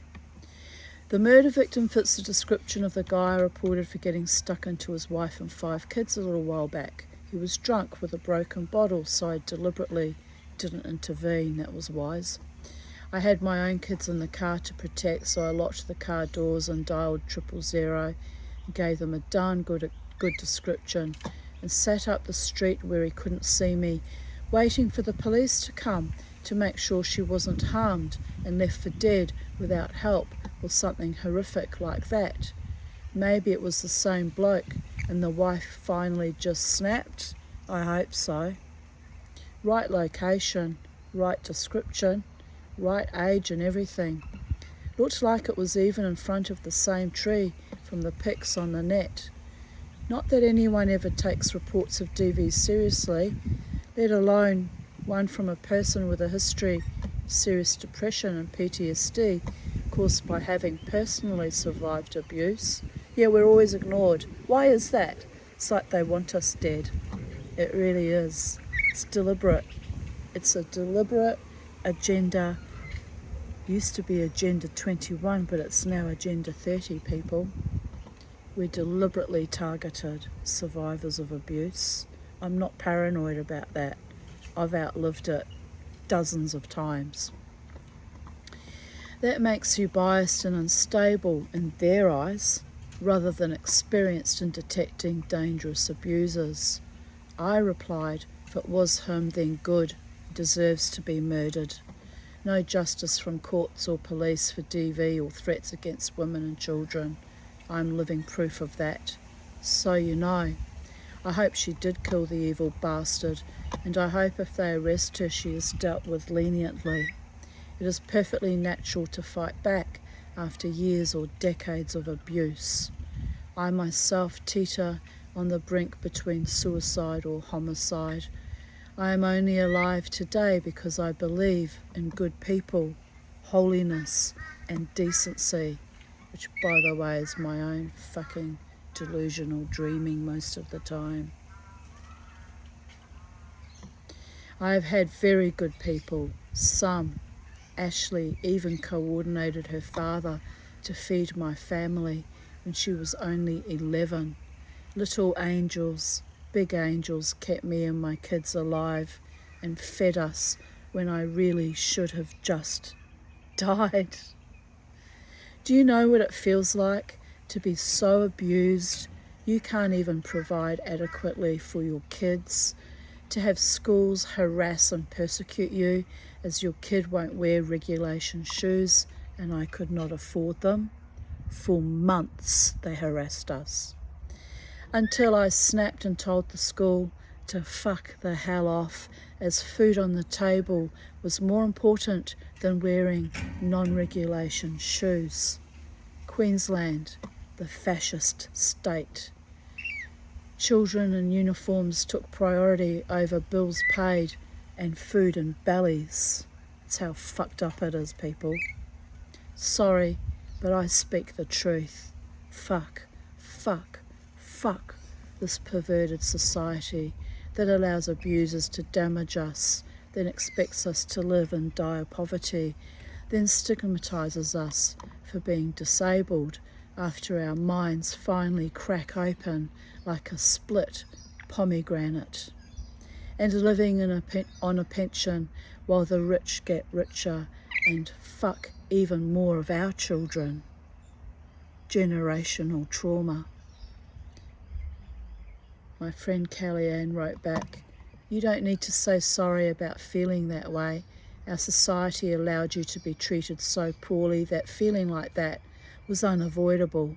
And then society punished you further for living the only way you can with the daily reality of the crimes society has committed against you by allowing abuse to continue to happen without any serious attempt to address the issue until the press, media and journalism started to research it and began to reveal the truth, and then only technologically advanced to allow us to record them in the act, did they feel compelled to act at all, even when the point was to deny everything and silence victims so people could continue to delude themselves that it couldn't be true. Only when the internet and social media were invented did anyone in a community leadership role really begin to be honest about admitting that abuse is occurring within our society. And it got cut off, but she means in our homes as well. Julie Butler wrote, "Well done, Tanya. Dogs and or animals are innocent just like children. They need a voice. Kiss, kiss." I replied, "Kellyanne, psychopaths everywhere. I went through similar evil BS at Logan Lee State High School, where they harassed Crystal, ironically, the good kid. And so I moved them to McGregor, where Crystal got both herself and her sister in due to her talent as an actor, so auditioned for their Centre of Artistic Development program. Then the issue with shoes happened with Jasmine. You need to get an advocate for housing. I had a GP take pity on me when my kids were at McGregor and he realised my sleep apnea was so severe, also my depression and trauma, so he wrote to the government on my behalf. That doctor was one of my earth angels. Dr. Pekatich was his name, wherever you are. Because of you, I've had this wonderful garden and home to live in for the past 21 years, and without your actions, Doctor, I would have probably died back in 2002 when you started advocating for me. So, may all the gods bless you always and forever. A good doctor, by the way, a rarity in my life even back in those days."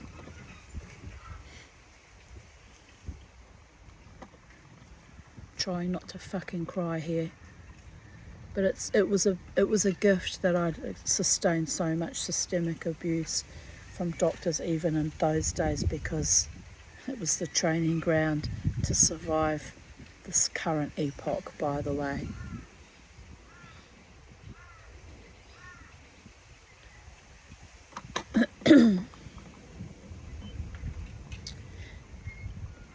I had been on the list for housing only 3 years, and he got me pushed up on the list. I did not even ask him. He just kept asking me how I was paying private rent and supporting 2 girls on virtually no money.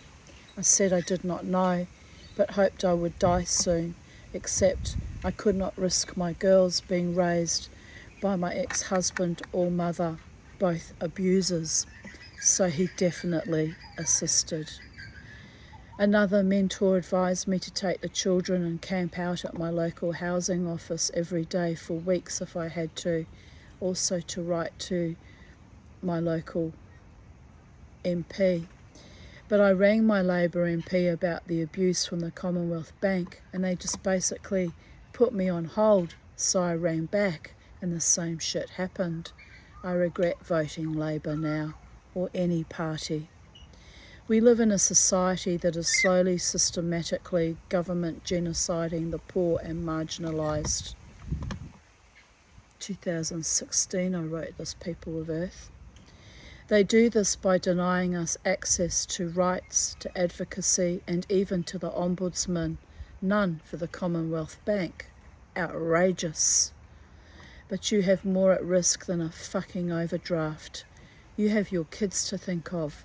So go to every advocate, every government department, write to papers, make a stink. Women who are sick and disabled need to be protected. Yes, even with car parks, so they can raise their children in peace. You are not wrong or crazy or a troublemaker for demanding basic human rights. There must be thousands of women being treated the same way right now. Make it public. Get others to support you. Fight. I know I'm talking shit, as I am done fighting. Apathy and greed fuels this country. If you are not wealthy, healthy, with a man to back you, then you are trampled into the shit, not crazy by facing reality. Now, I haven't seen or heard from Kelly Ann since December last year. I think she's died. She had very, very poor health outcomes after decades of struggling with CPRS or CRPS and various other health issues. And she participated in the transmogrification, even though I did beg her not to. And then the last time we spoke, she mentioned she had adverse reactions. Can't remember what nature they were now, but they were alarming, serious enough for me to be alarmed. And now she's disappeared because we didn't have any other means of contact by her own choice because of her trauma issues. So I could only contact her via Facebook Messenger, and yeah, I've left a few messages for her over the past month when I realised she wasn't.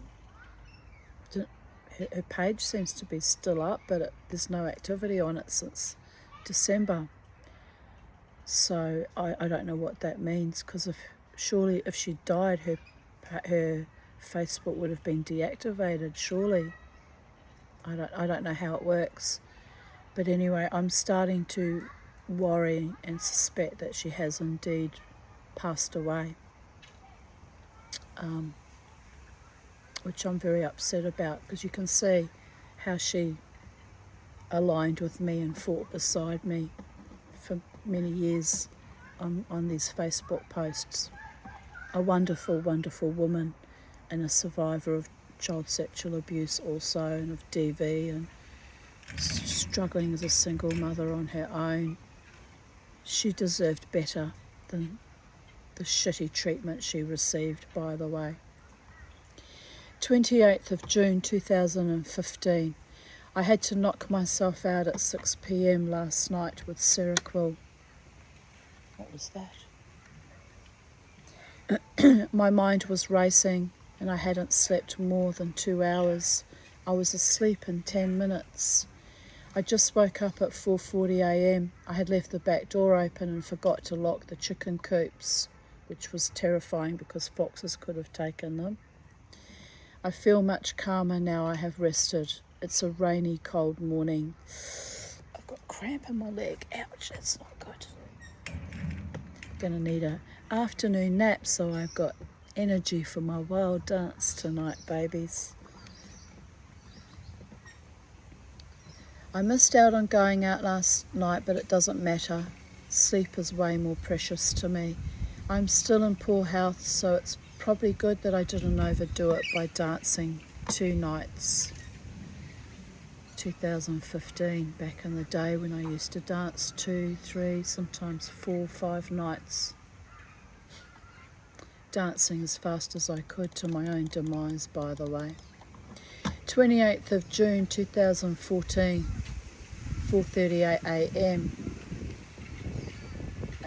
A voice just behind me said, "No, you're not, babies. No, you're not, baby. You're not going to your own demise. You're going to have the beautiful life you dreamed about." Oh, I hope that's true, angels.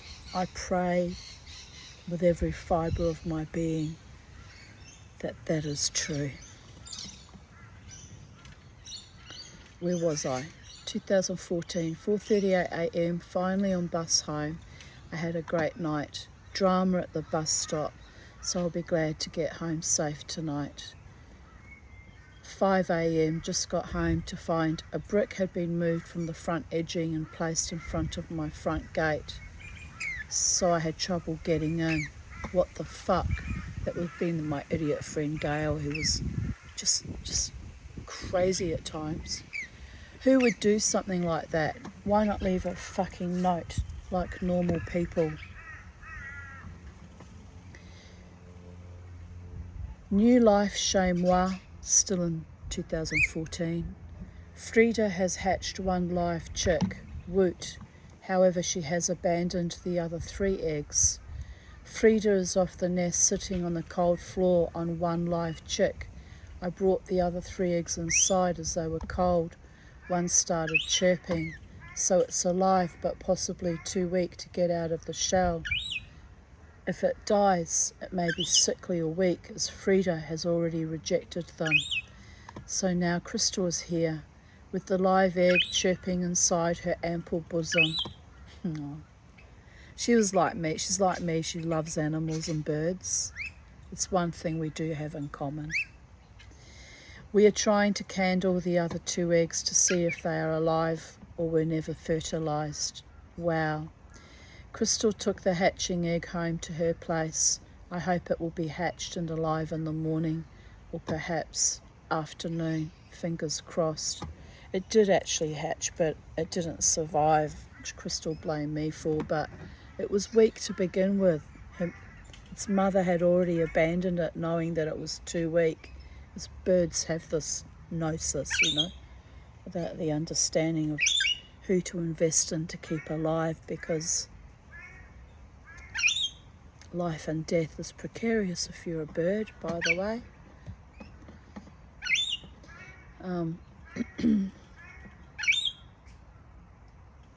I just got news that my childhood, one of the mothers in my neighbourhood that I grew up with, her kids, that Muriel Hodemakers died on 30th of May 2014. I lived with her family for 6 months while Mum and Case went on a cruise to America and Europe when I was 14. She was a Londoner and had the typical earthy, rough ways of some English, which I found delightful. She was a Cockney actually too, like my Auntie Sylvia. She told you straight what she thought of you and was generally kind, generally. She had 5 kids and cooked all the time, 6 kids while I was living there. She brooked no bullshit, although she did allow me to get drunk at a wedding on 6 double Bacardi and Cokes.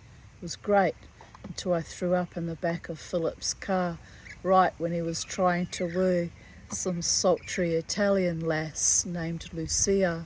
Not that I was jealous, like, He's like we grew up together, he's like an older brother, you know.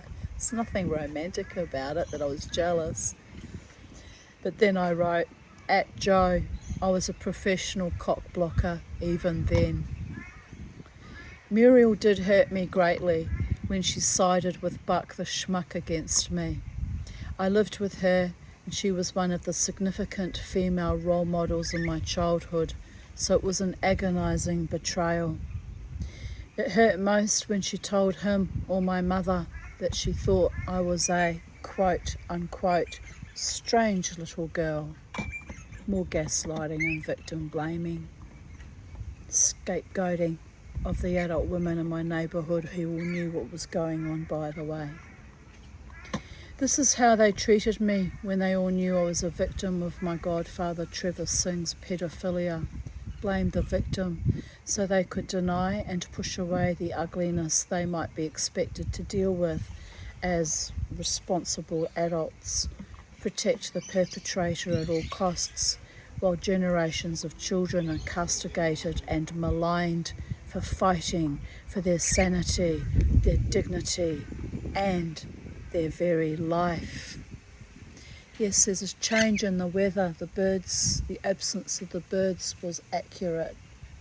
There's massive clouds, and I do believe it might rain today or in the next few days. Watching this, marked change.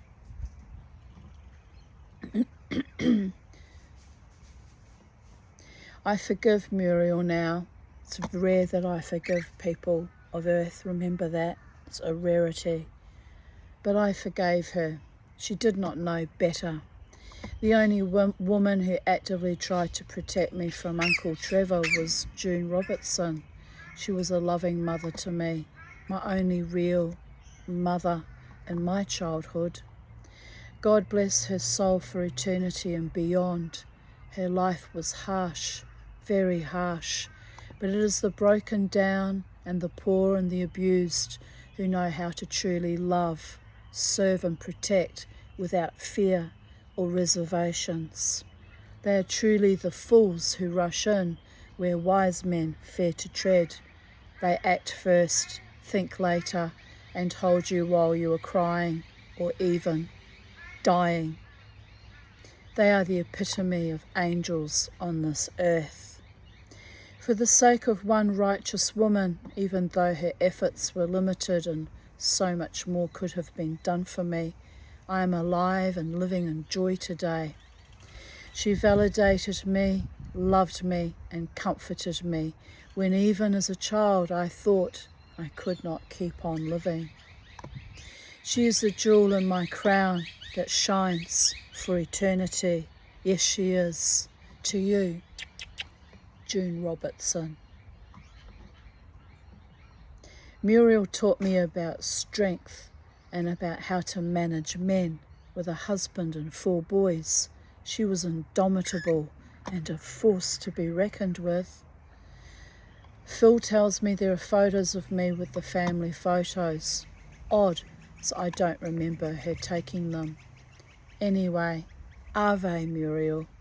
May you find rest and peace in the ever-loving arms of the Ein Sof Or, the eternal light that never slumbers nor sleeps, but from where we came and to which we all return, to shine the light of love eternal upon all the worlds and universes beyond our ken. Blessed be. Kiss, kiss, kiss. Funny, I know she loved me also, as I remember her and my mother competing with June for my complete devotion. June never knew how much she drove them insane by my love for her. She lived in a small house, had so little compared to both Muriel and Gisela, but she had something, money, power and prestige cannot buy. A pure heart. 28th of June 2013.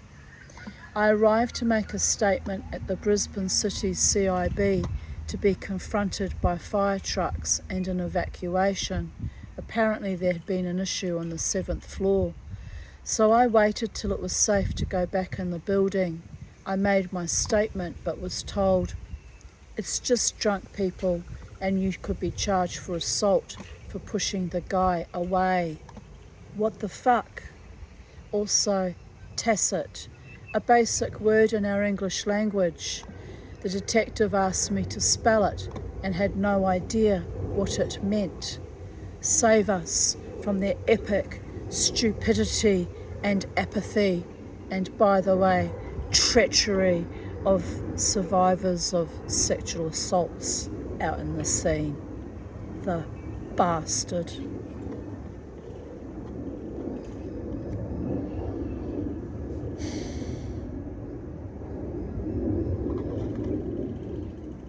Auntie Sylvia wrote, "Wow, hope you are okay."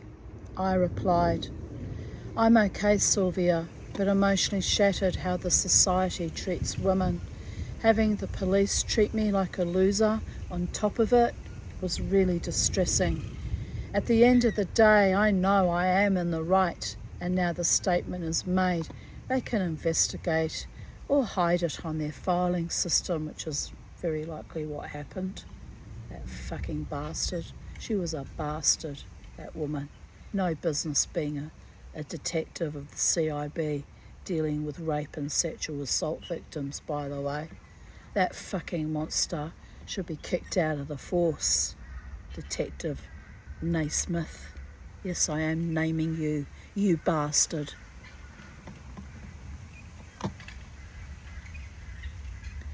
It was rather funny when I arrived during their evacuation. I said, "Are you serious? I can't go in to make a statement right now? I could get a little paranoid, the lengths some people will go." So the cop outside even laughed. Less amusing was the fact another officer asked me if I was coming in to see the detective, so knew who I was without me giving my name. The bastards. Even knew who I was, that they were going to sell me down the river yet again. So that means they had already done some background investigating.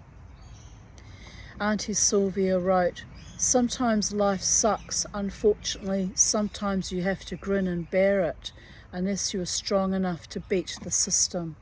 And not many people can. They turn it around and make you the guilty party. Look what they do in rape cases. One day someone strong enough will beat them. Meanwhile, keep away from trouble and keep safe. You don't need the stress. Go to nice places." She was correct about that. I never set foot in that Irish Murphy's pub ever again, by the way. Even though numerous times in the ensuing years, friends or former associates from that dance scene begged me to come back. I don't think so.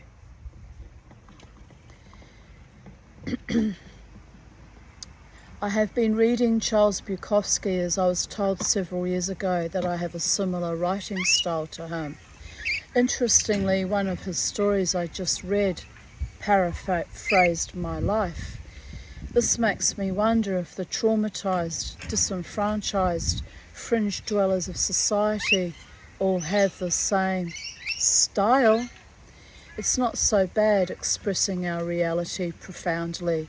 We don't expect anything other than to be heard, seen, connected. Today I was so ill I went to the doctor. I felt faint and woozy all day. My lungs were clear, which is something, but she gave me heavy antibiotics to get rid of the sinus infection. I was supposed to see Jasmine, but she wasn't there at 1 p.m, and I felt so sick I went home and back to bed. Hopefully when the antibiotics work their magic, I will feel better in a few days' time. 28th of June 2012, So tired and drained today. I will have to go to bed early and hope for a perkier day tomorrow. 28th of June 2011. I had a busy day, saw my GP this morning, medical certificate for my car licence renewed, but she's making me get retested for sleep apnea and to undergo treatment for it, which I've managed to avoid for 8 years. Oh well, if I keep being happier and peaceful, it might be nice to live another 20 or so years. I was hoping I'd check out early, as I do not want to live a life of prolonged, continued stress and trauma. I then caught the bus to Garbo, then walked to Kessel's Road. There was an enormous queue at the transport department, but the lady at the front counter kindly processed my medical certificate. As I said, I had an appointment in half an hour, and the queue was way longer than that. Then I saw, that was very kind of that lady that day actually, because Queensland transport is usually a nightmare to deal with. So that was very, very kind. Earth angels can be found anywhere, darlings, even at Queensland Transport Department on occasions. Then I saw my psychiatrist for my regular debrief, and he's happy with my emotional and energetic shifts too. He agrees my goal to buy my own home is a practical and sensible one, as it will afford me security for the rest of my life, and he agrees I don't need a husband that would destabilise or decompensate me, my words, or push me back into poverty. This was when I was hopeful of actually winning in the will dispute and getting enough for at least a very good deposit on a house. My share should have been a minimum of $250,000, by the way. But I got financially raped yet again. Also, he thinks it would be nice for me to have romances down the track, but I must never put myself at the mercy of a husband again. So we had a good giggle about that.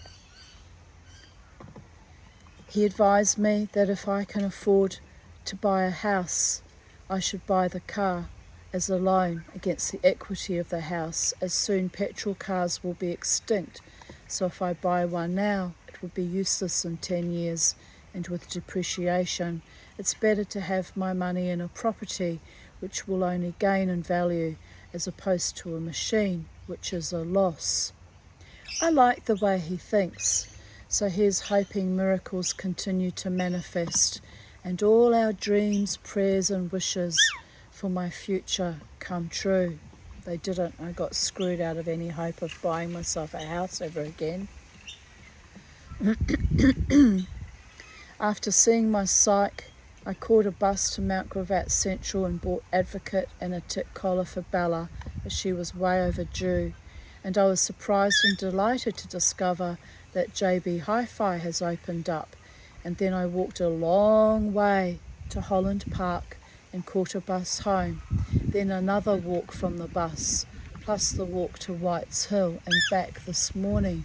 Phew, my behind is aching, probably from my lower back problems, lol. My thighs are aching, even my feet feel tired, even my hips were getting sore.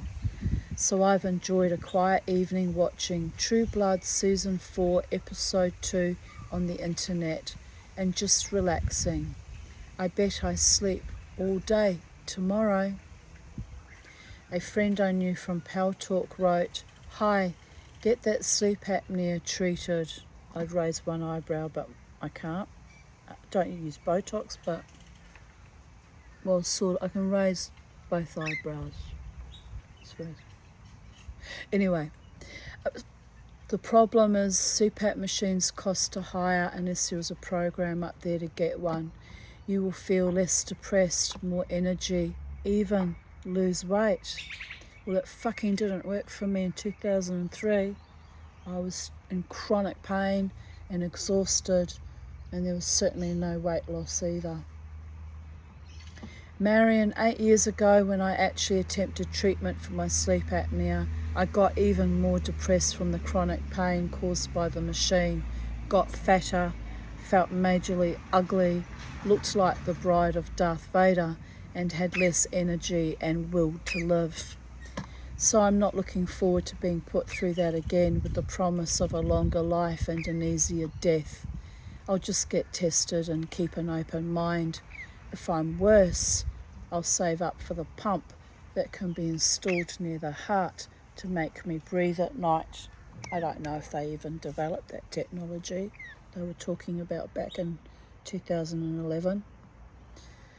I really am not interested in the mask and snorkel, and here we are, people of Earth, 13 years later, going around on that hell loop again.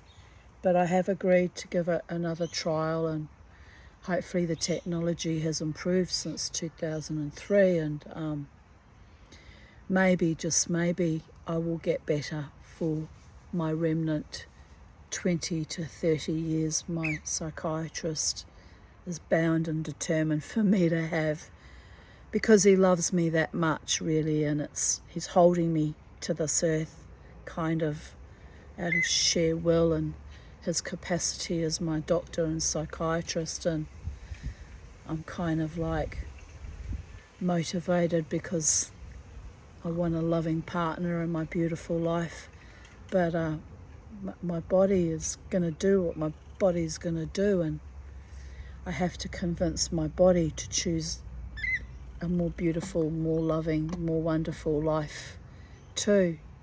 And well, we'll see. We'll see what the next year and a half brings, and if I'm better, I'm better, and if I'm not, I'm not. Anyway, sun's come out again, so maybe the gods are making me a liar, predicting that the weather was on the turn. It's all gorgeous again. So wherever you are in the space-time continuum, it's been another intense reading, and I'm sure you're all just as bored, either bored by my woes or astonished, or have some level of admiration for my tenacity and resilience to keep going here on planet Earth, and have some understanding as to why I get so fucking bleak at times, and why sometimes I'm dancing between choosing death and choosing life, and it's a very fine tightrope at times.